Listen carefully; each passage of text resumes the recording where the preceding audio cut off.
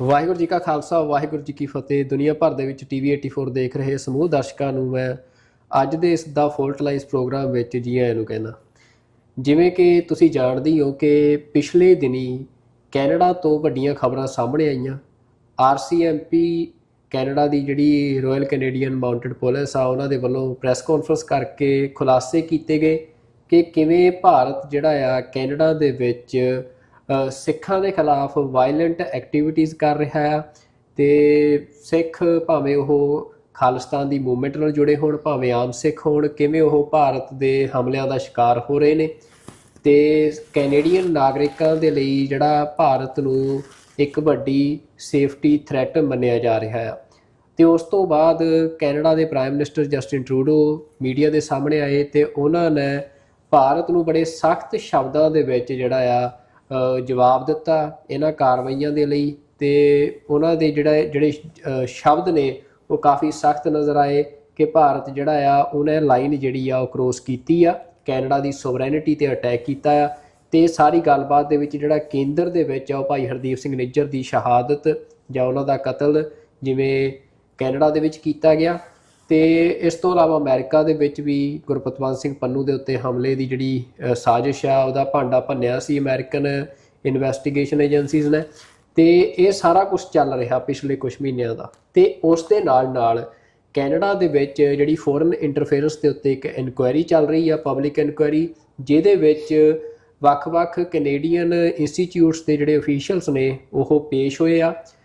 ਅਤੇ ਇਸ ਤੋਂ ਇਲਾਵਾ ਕੈਨੇਡਾ ਦੇ ਪ੍ਰਧਾਨ ਮੰਤਰੀ ਜਸਟਿਨ ਟਰੂਡੋ ਵੀ ਪੇਸ਼ ਹੋਏ ਆ ਅਤੇ ਉਹਨਾਂ ਦੀ ਕਰੋਸ ਐਗਜ਼ਾਮਿਨਿੰਗ ਵੀ ਹੋਈ ਆ ਬੀਤੇ ਕੱਲ੍ਹ ਹੀ। ਅਤੇ ਉਹ ਜਿਹੜੀ ਕਰੋਸ ਐਗਜ਼ਾਮਿਨਿੰਗ ਆ ਉਹ ਕਰਨ ਵਾਲੇ ਜਿਹੜੇ ਸਿੱਖ ਕੋਲੀਸ਼ਨ, ਜਿਹੜੀ ਵੱਖੋ ਵੱਖ ਸਿੱਖ ਔਰਗਨਾਈਜੇਸ਼ਨ ਦਾ ਇੱਕ ਸਮੂਹ ਆ, ਉਹਦੇ ਜਿਹੜੇ ਲੀਗਲ ਕਾਊਂਸਲ ਨੇ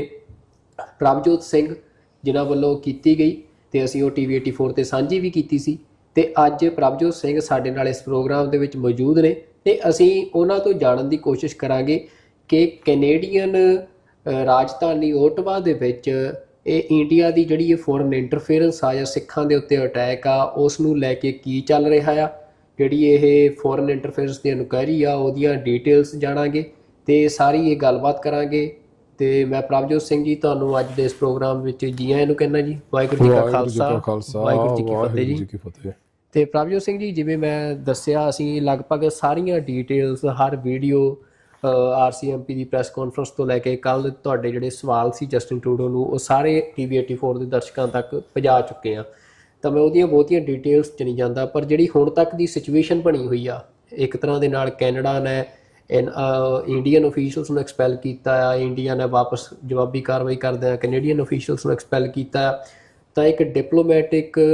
ਅਸੀਂ ਕਹਿ ਸਕਦੇ ਹਾਂ ਵੀ ਲੋਅਰ ਲੈਵਲ ਆ ਇਸ ਟਾਈਮ ਜਿਹੜੇ ਰਿਲੇਸ਼ਨਸ ਇੰਡੀਆ ਅਤੇ ਕੈਨੇਡਾ ਦੇ, ਉਹਦੇ 'ਚ ਮੇਨ ਫੈਕਟਰ ਸਿੱਖ ਨੇ। ਅਤੇ ਪੂਰਾ ਜੇ ਆਪਾਂ ਇਹਦਾ ਇੱਕ ਓਵਰਵਿਊ ਜਾਣਨਾ ਹੋਵੇ ਤੋਂ ਤਾਂ ਕਿਵੇਂ ਦੇਖ ਰਹੇ ਹੋ ਤੁਸੀਂ ਸਾਰੀ ਸਿਚੁਏਸ਼ਨ ਨੂੰ? ਇੱਕ ਪਾਸੇ ਇੰਡੀਆ, ਕੈਨੇਡਾ, ਦੋ ਸੋਵਰਨ ਸਟੇਟਸ ਅਤੇ ਤੀਜੀ ਧਿਰ ਸਿੱਖ ਜਿਹੜੇ ਆਪਣੀ ਸਵਰੈਨਿਟੀ ਲਈ ਸਟਰਗਲ ਕਰ ਰਹੇ ਆ। ਤਾਂ ਇਹ ਤਿੰਨ ਧਿਰਾਂ ਦਾ ਜਿਹੜਾ ਆਪਸੀ ਇਸ ਟਾਈਮ ਜੱਦੋ ਜਹਿਦ ਚੱਲ ਰਹੀ ਆ, ਤਾਂ ਉਹਨੂੰ ਤੁਸੀਂ ਕਿਵੇਂ ਉਹਦਾ ਐਨਾਲਿਸਿਸ ਕਿਵੇਂ ਕਰ ਰਹੇ? ਸੋ ਆਈ ਥਿੰਕ ਇਹਦੇ ਸੰਬੰਧ ਦੇ ਵਿੱਚ ਜਿਹੜੀ ਪਹਿਲੀ ਗੱਲ ਹੈਗੀ ਆ ਵੀ ਫੋਰਨ ਇੰਟਰਫੇਰੈਂਸ ਕੀ ਆ, ਉਹਨੂੰ ਆਪਾਂ ਜੇ ਸਮਝ ਲਈਏ, ਕਿਉਂਕਿ ਜਿਹੜੇ ਹੁਣ ਜਿੰਨੇ ਵੀ ਮੁਲਕ ਹੈਗੇ, ਜਿੰਨੇ ਵੀ ਸਟੇਟ ਹੈਗੇ, ਇਹਨਾਂ ਦੇ ਡਿਪਲੋਮੈਟਿਕ ਸੰਬੰਧ ਹੁੰਦੇ ਆ। ਅਤੇ ਡਿਪਲੋਮੈਟਸ ਦਾ ਜਿਹੜਾ ਕੰਮ ਹੀ ਇਹ ਆ ਵੀ ਤੁਸੀਂ ਦੂਜੀ ਸਰਕਾਰ ਨੂੰ ਤੁਸੀਂ ਇਨਫਲੂਐਂਸ ਕਰਨਾ ਆਪਣੇ ਮਫਾਦਾਂ, ਆਪਣੇ ਹਿੱਤਾਂ ਦੇ ਵਾਸਤੇ। ਜਿਹੜੀ ਫੋਰਨ ਇੰਟਰਫੇਰੈਂਸ ਆ ਉਹ ਉਦੋਂ ਫੋਰਨ ਇੰਟਰਫੇਰੈਂਸ ਮੰਨੀ ਜਾਂਦੀ ਆ ਜਦੋਂ ਕੋਈ ਵੀ ਮੁਲਕ ਕਿਸੇ ਦੂਜੇ ਮੁਲਕ ਦੇ ਵਿੱਚ ਕਿਸੇ ਗੁਪਤ ਜਾਂ ਖੁਫੀਆ ਤਰੀਕੇ ਦੇ ਨਾਲ ਦਖਲਅੰਦਾਜ਼ੀ ਕਰਦੀ ਆ, ਜਾਂ ਜਿਹੜੇ ਉੱਥੇ ਦੂਜੇ ਮੁਲਕ ਦੇ ਵਿੱਚ ਜਿਹੜੇ ਰਹਿ ਰਹੇ ਕੁਝ ਪੋਲੀਟੀਕਲ ਡਿਸੀਡੈਂਟ ਹੈਗੇ ਉਹਨੂੰ ਟਾਰਗੇਟ ਕਰਦੇ ਆ ਇੰਟੀਮੀਡੇਸ਼ਨ ਵਾਸਤੇ, ਕੋਅਰਜਨ ਵਾਸਤੇ। ਜਿਹੜੀ ਹੁਣ ਇੰਡੀਆ ਦੀ ਜਿਹੜੀ ਫੋਰਨ ਇੰਟਰਫੇਰੈਂਸ ਹੈਗੀ ਇਹ ਕੋਈ ਨਵੀਂ ਗੱਲ ਨਹੀਂ ਹੈਗੀ। ਪਿਛਲੇ ਕੁਝ ਸਾਲਾਂ ਤੋਂ ਤਾਂ ਜ਼ਰੂਰ 1, 2, 3 ਸਾਲਾਂ ਤੋਂ ਇਹਦੀ ਚਰਚਾ ਵਧੀ ਬਹੁਤ ਜ਼ਿਆਦਾ ਆ, ਪਰ ਜਿਹੜੀ ਅਸਲੀਅਤ ਆ ਵੀ ਇੰਡੀਅਨ ਫੋਰਨ ਇੰਟਰਫੇਰੈਂਸ ਪਿਛਲੇ ਲਗਭਗ 4 ਦਹਾਕਿਆਂ ਤੋਂ ਲਗਾਤਾਰ ਚੱਲਦੀ ਆ ਰਹੀ ਹੈ। ਇੱਥੇ ਬਹੁਤ ਸਾਰੀਆਂ ਉਦਾਹਰਨਾਂ ਹੈਗੀਆਂ, ਸਬੂਤ ਵੀ ਹੈਗੇ ਆ। ਜਿਹੜੇ ਹੁਣ 6 ਜਿਹੜੇ ਇਹਨਾਂ ਦੇ ਡਿਪਲੋਮੈਟ ਐਕਸਪੈਲ ਵੀ ਕੀਤੇ ਆ ਕੈਨੇਡਾ ਨੇ, ਇਹ ਕੋਈ ਅਨਪ੍ਰੈਸੀਡੈਂਟਡ ਗੱਲ ਨਹੀਂ ਹੈਗੀ। 1987 ਦੇ ਵਿੱਚ ਵੀ 4 ਜਿਹੜੇ ਡਿਪਲੋਮੈਟ ਸੀਗੇ ਇੰਡੀਆ ਦੇ, ਕੈਨੇਡਾ ਨੇ ਉਹਨਾਂ ਨੂੰ ਐਕਸਪੈਲ ਕੀਤਾ ਇਸੇ ਕਰਕੇ ਵੀ ਅਸਲ ਵਿੱਚ ਡਿਪਲੋਮੈਟਿਕ ਕਵਰ ਦੇ ਵਿੱਚ ਉਹ ਇੰਟੈਲੀਜੈਂਸ ਏਜੰਟ ਸੀਗੇ ਜਿਹੜੇ ਸਿੱਖਾਂ ਦੇ ਸੰਸਥਾਵਾਂ ਵਿੱਚ ਸਰਵੇਲੈਂਸ ਕਰਦੇ ਸੀਗੇ, ਨਜ਼ਰਸਾਨੀ ਕਰਦੇ ਸੀਗੇ, ਘੁਸਪੈਠ ਕਰਕੇ ਡੀਸਟੇਬਲਾਈਜ਼ ਕਰ ਰਹੇ ਸੀਗੇ ਅਤੇ ਲੋਕਾਂ ਨੂੰ ਇੰਟੀਮੀਡੇਟ ਕਰਦੇ ਸੀਗੇ। ਸੋ ਇਹ ਜਿਹੜੇ ਹਾਲਾਤ ਹੈਗੇ ਪਿਛਲੇ 4 ਦਹਾਕਿਆਂ ਤੋਂ ਚੱਲਦੇ ਆ ਰਹੇ ਆ, ਜਿਹੜੀ ਟਰਾਂਸਨੈਸ਼ਨਲ ਰਿਪਰੈਸ਼ਨ ਜਿਹਨੂੰ ਆਪਾਂ ਕਹਿ ਸਕਦੇ ਹਾਂ, ਜਿਹੜੇ ਹੁਣ ਪਿਛਲੇ 10-15 ਸਾਲਾਂ ਦੇ ਵਿੱਚ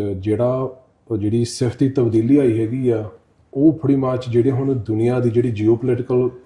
ਹਾਲਾਤ ਜਿਹੋ ਜਿਹੇ ਬਣੇ ਹੈਗੇ ਆ, ਉਹਦੇ ਨਾਲ ਜੋੜ ਕੇ ਵੇਖਣਾ ਬਹੁਤ ਜ਼ਰੂਰੀ ਆ।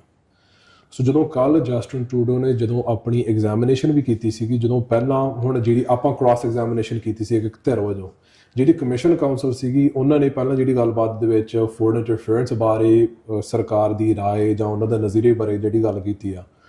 ਉਹਦੇ ਵਿੱਚ ਆਪਣੇ ਪ੍ਰਧਾਨ ਮੰਤਰੀ ਨੇ ਇਹ ਗੱਲ ਕਾਫੀ ਜਿੱਦਾਂ ਵਿਸਥਾਰ ਦੇ ਨਾਲ ਗੱਲ ਕੀਤੀ ਆ ਵੀ ਜਿਹੜਾ ਫੋਰਨ ਇੰਟਰਫੇਰੈਂਸ ਆ ਉਹ ਵਧਿਆ ਵੀ ਇਸ ਕਰਕੇ ਆ, ਜਿਓਪੋਲੀਟੀਕਲ ਇੰਸਟੇਬਿਲਿਟੀ ਕਰਕੇ, ਅਤੇ ਇਹਦੇ ਖਤਰੇ ਜਾਂ ਇਹਦੇ ਜਿਹੜੇ ਗੰਭੀਰ ਜਿਹੜੇ ਨਤੀਜੇ ਹੈਗੇ ਭੁਗਤਣੇ ਪੈਂਦੇ ਆ ਜਿਓਪੋਲੀਟੀਕਲ ਹਾਲਾਤ ਕਰਕੇ। ਜਿਹੜੀ ਹੁਣ ਇੰਸਟੇਬਿਲਿਟੀ ਵਧੀ ਹੈਗੀ ਆ, ਖਾਸ ਕਰਕੇ ਜਿਹੜੇ ਸਾਊਥ ਏਸ਼ੀਆ ਦੇ ਖਿੱਤੇ ਨੂੰ ਲੈ ਕੇ, ਜਿੰਨੇ ਵੀ ਗਲੋਬਲ ਪਾਵਰਸ ਹੈਗੀਆਂ ਉਹਨਾਂ ਦੀਆਂ ਅੱਖਾਂ ਸਾਡੇ ਖਿੱਤੇ ਉੱਪਰ ਟਿਕੀਆਂ ਹੋਈਆਂ। ਸੋ ਨੈਚੁਰਲੀ ਇਹਨਾਂ ਹਾਲਾਤਾਂ ਦੇ ਵਿੱਚ ਇੰਡੀਆ ਵੀ ਪਹਿਲਾਂ ਨਾਲੋਂ ਜ਼ਿਆਦਾ ਸਰਗਰਮ ਹੋਇਆ ਵਾ। ਸੋ ਜਿਹੜੀ ਇੰਡੀਅਨ ਫੋਰਨ ਇੰਟਰਫੇਰੈਂਸ ਦੇ ਜਿਹੜੇ ਓਬਜੈਕਟਿਵਸ ਹੈਗੇ ਆ, ਉਹ ਆਪਾਂ 3 ਕੈਟੇਗਰੀਜ਼ ਦੇ ਵਿੱਚ ਆਪਾਂ ਵੰਡ ਸਕਦੇ ਹਾਂ। ਜਿਹੜੀ ਪਹਿਲੀ ਹੈਗੀ ਆ ਵੀ ਉਹਨਾਂ ਨੇ ਆਪਣੇ ਡਿਸਇਨਫੋਰਮੇਸ਼ਨ ਰਾਹੀਂ, ਪ੍ਰੋਪਾਗੈਂਡਾ ਰਾਹੀਂ ਅਤੇ ਇਲੈਕਟੋਰਲ ਇੰਟਰਫੇਰੈਂਸ ਰਾਹੀਂ ਉਹਨਾਂ ਨੇ ਪ੍ਰੋ ਇੰਡੀਆ ਨੈਰੇਟਿਵ ਸਿਰਜਣਾ ਵੀ ਕੈਨੇਡਾ ਦੇ ਵਿੱਚ, ਅਮਰੀਕਾ ਦੇ ਵਿੱਚ, ਇੰਗਲੈਂਡ ਦੇ ਵਿੱਚ ਇੰਡੀਆ ਦੀ ਇਮੇਜ ਪੋਜ਼ਿਟਿਵ ਰਹੇ, ਸੌਫਟ ਜਿਹੜੀ ਪਾਵਰ ਹੈਗੀ ਉਹ ਵਧੇ, ਅਤੇ ਸਾਰਿਆਂ ਦੇ ਨਾਲ ਜਿੱਦਾਂ ਇੰਡੀਆ ਵੱਲ ਸਾਰਿਆਂ ਦੀ ਖਿੱਚ ਪਵੇ। ਜੋ ਕੁਛ ਇੰਡੀਆ ਦੀ ਅਸਲੀਅਤ ਹੈਗੀ ਜਿਹਦੇ ਬਾਰੇ ਸਾਨੂੰ ਪਤਾ ਵੀ ਹਿਊਮਨ ਰਾਈਟਸ ਦੀ ਵਾਇਲੇਸ਼ਨਸ, ਜਿਹੜਾ ਅਥੋਰੀਟੇਰੀਅਨਿਜ਼ਮ, ਫੈਸ਼ਿਜ਼ਮ ਦਾ ਰਾਈਜ਼ ਆ, ਉਹਦੇ 'ਤੇ ਪਰਦਾ ਪਾ ਕੇ ਵਰਲਡਸ ਲਾਰਜੈਸਟ ਡੈਮੋਕ੍ਰੇਸੀ,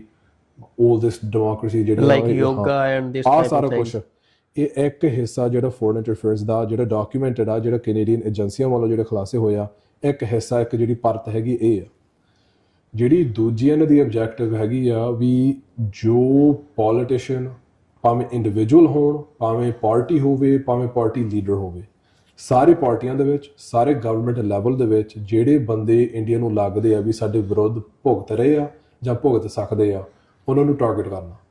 ਉਹਨਾਂ 'ਤੇ ਡਿਸਇਨਫੋਰਮੇਸ਼ਨ ਰਾਹੀਂ ਉਹਨਾਂ ਨੂੰ ਬਦਨਾਮ ਕਰਨ ਦੀ ਕੋਸ਼ਿਸ਼ ਕਰਨੀ ਆ, ਜਾਂ ਹੋਰ ਤਰੀਕੇ ਦੇ ਨਾਲ ਲੋਕਾਂ ਨੂੰ ਉਹਨਾਂ ਦੇ ਬਾਰੇ ਇੱਕ ਹੋਰ ਗੱਲ ਪਾਉਣੀ ਉਹਨਾਂ ਦੇ ਦਿਮਾਗਾਂ ਦੇ ਵਿੱਚ। ਦੂਜਾ ਸਿੱਧੇ ਤੌਰ 'ਤੇ ਇਲੈਕਸ਼ਨਾਂ ਦੇ ਵਿੱਚ, ਭਾਵੇਂ ਨੋਮੀਨੇਸ਼ਨ ਹੋਵੇ, ਭਾਵੇਂ ਜਨਰਲ ਇਲੈਕਸ਼ਨ ਹੋਵੇ, ਭਾਵੇਂ ਲੀਡਰਸ਼ਿਪ ਰੇਸ ਹੋਵੇ, ਜਿਵੇਂ ਕੁਝ ਉਦਾਹਰਨਾਂ ਹੈਗੀਆਂ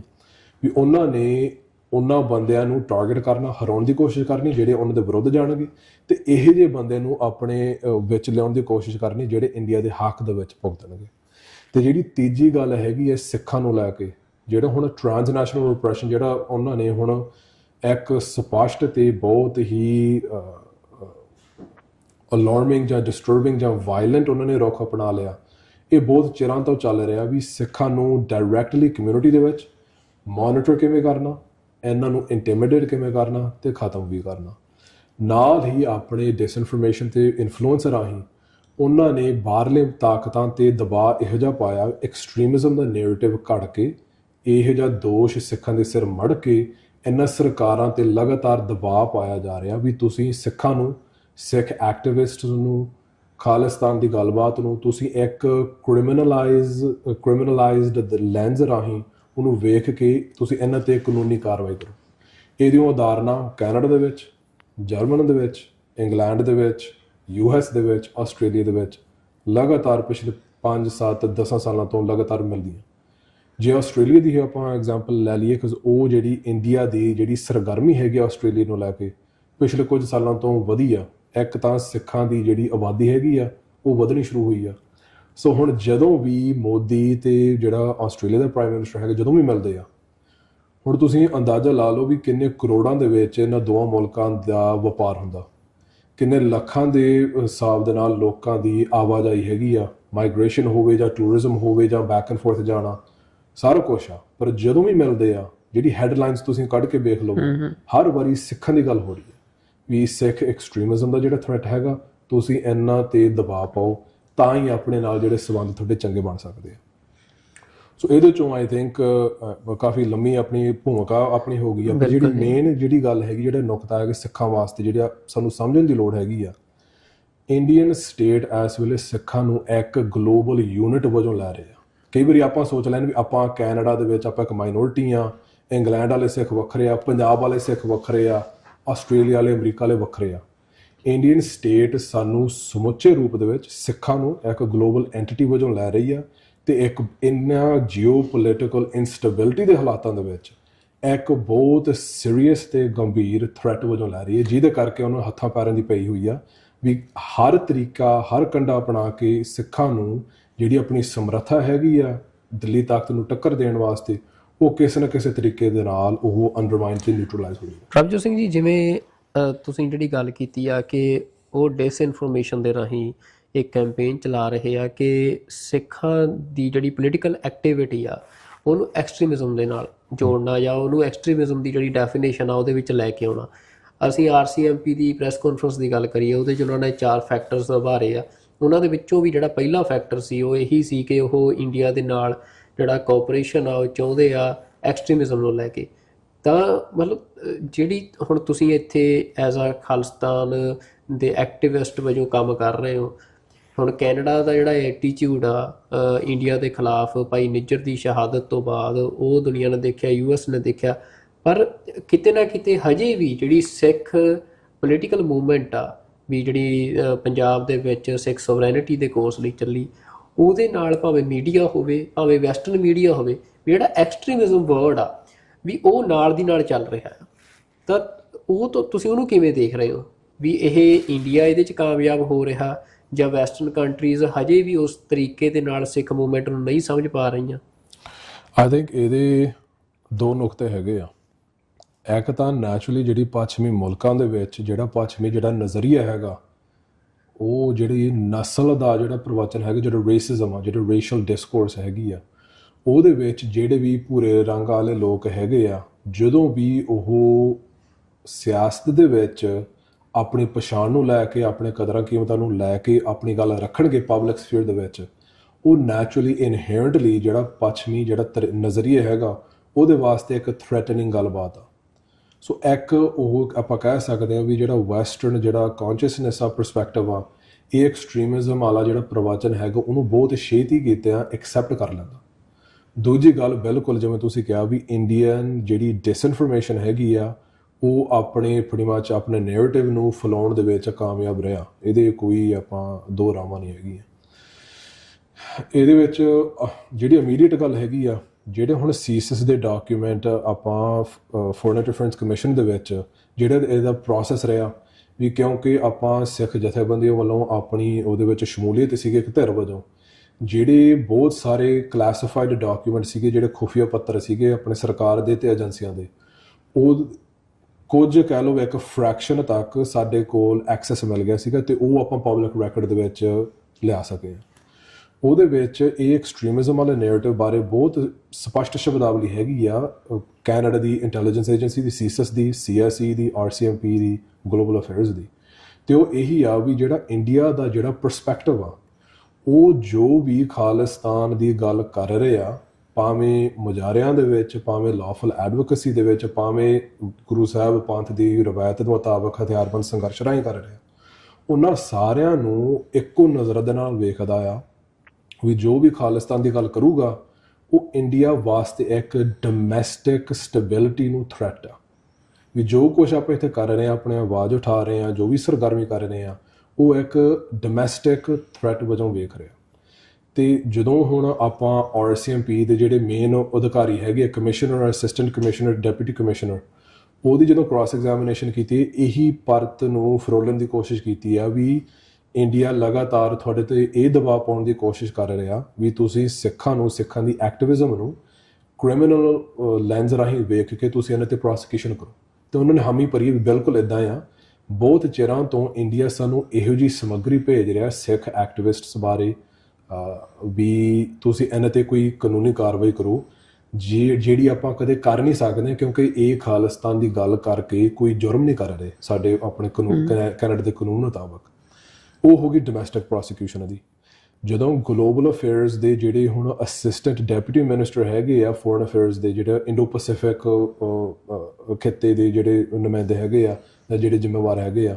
ਉਹਨਾਂ ਨਾਲ ਗੱਲ ਕੀਤੀ ਹੈ ਐਕਸਟ੍ਰੈਡੀਸ਼ਨ ਬਾਰੇ। ਕਿਉਂਕਿ ਸਾਨੂੰ ਆਪਾਂ ਖਬਰਾਂ ਦੇ ਵਿੱਚ ਵੀ ਕੱਲ੍ਹ ਵੀ ਮਿਨਿਸਟਰੀ ਆਫ ਐਕਸਟਰਨਲ ਅਫੇਅਰਸ ਨੇ ਇੱਕ ਬਿਆਨ ਦਿੱਤਾ ਵੀ ਕੈਨੇਡਾ ਨੂੰ ਸਾਡੇ ਕੋਲ ਆਪਾਂ 26 ਐਕਸਟ੍ਰੈਡੀਸ਼ਨ ਰਿਕੁਐਸਟ ਭੇਜੇ ਆ ਜਿਹੜੇ ਕੈਨੇਡਾ ਨੇ ਫੁਲਫਿਲ ਨਹੀਂ ਕੀਤੇ। ਉਹਦੇ ਬਾਰੇ ਉਹਨਾਂ ਨੂੰ ਸਵਾਲ ਕੀਤਾ ਵੀ ਲਗਾਤਾਰ ਇੰਡੀਆ ਤੁਹਾਨੂੰ ਐਕਸਟ੍ਰੈਡੀਸ਼ਨ ਮੰਗ ਰਿਹਾ ਸਿੱਖਾਂ ਦੀਆਂ, ਤੇ ਉਹ ਕਹਿੰਦੇ ਬਿਲਕੁਲ ਮੰਗ ਰਿਹਾ ਵੀ ਉਹਨਾਂ ਸਿੱਖਾਂ ਦੀ ਜਿਹੜੀ ਖਾਲਿਸਤਾਨ ਦੀ ਗੱਲ ਕਰ ਰਹੇ ਆ, ਐਕਟਿਵਿਜ਼ਮ ਦੇ ਵਿੱਚ ਸਰਗਰਮ ਹੈਗੇ ਆ। ਐਕਸਟ੍ਰੈਡੀਸ਼ਨ ਤਾਂ ਹੀ ਹੋ ਸਕਦੀ ਆ ਜੇ ਇਹਨਾਂ ਨੇ ਕੋਈ ਜੁਰਮ ਕੀਤਾ ਹੋਵੇ, ਜਿਹੜੇ ਬਿਲਕੁਲ ਕੀਤਾ ਨਹੀਂ, ਤਾਂ ਇਸ ਕਰਕੇ ਆਪਾਂ ਐਕਸਟ੍ਰੈਡੀਸ਼ਨ ਨੂੰ ਆਪਾਂ ਫੁਲਫਿਲ ਨਹੀਂ ਕਰ ਸਕਦੇ। ਤੇ ਮਤਲਬ ਇਹ ਤਾਂ ਚਲੋ ਗਵਰਨਮੈਂਟ ਦਾ, ਮਤਲਬ ਇੰਡੀਅਨ ਗਵਰਨਮੈਂਟ ਦਾ ਇੱਕ ਨਜ਼ਰੀਆ ਆ ਸਿੱਖ ਐਕਟਿਵਿਜ਼ਮ ਬਾਰੇ,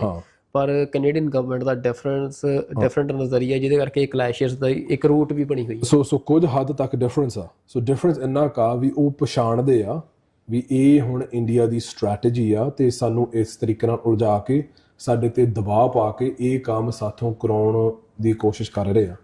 ਤੇ ਹੋ ਸਕਦਾ ਵੀ ਪਿਛਲੇ ਕੁਝ ਸਾਲਾਂ ਦੇ ਵਿੱਚ ਇਹਨਾਂ ਨੇ ਸਿੱਖ ਵੀ ਲਿਆ ਹੋਣਾ ਕੁਝ ਥੋੜ੍ਹਾ ਬਹੁਤਾ ਵੀ ਇੰਡੀਆ ਇਸ ਤਰੀਕੇ ਨਾਲ ਕਰਦਾ। Because if you go into the history of this, I think ਜੇ ਆਪਾਂ ਸਟੋਰੀ 2018 ਤੋਂ ਆਪਾਂ ਸ਼ੁਰੂ ਕਰ ਲਈਏ,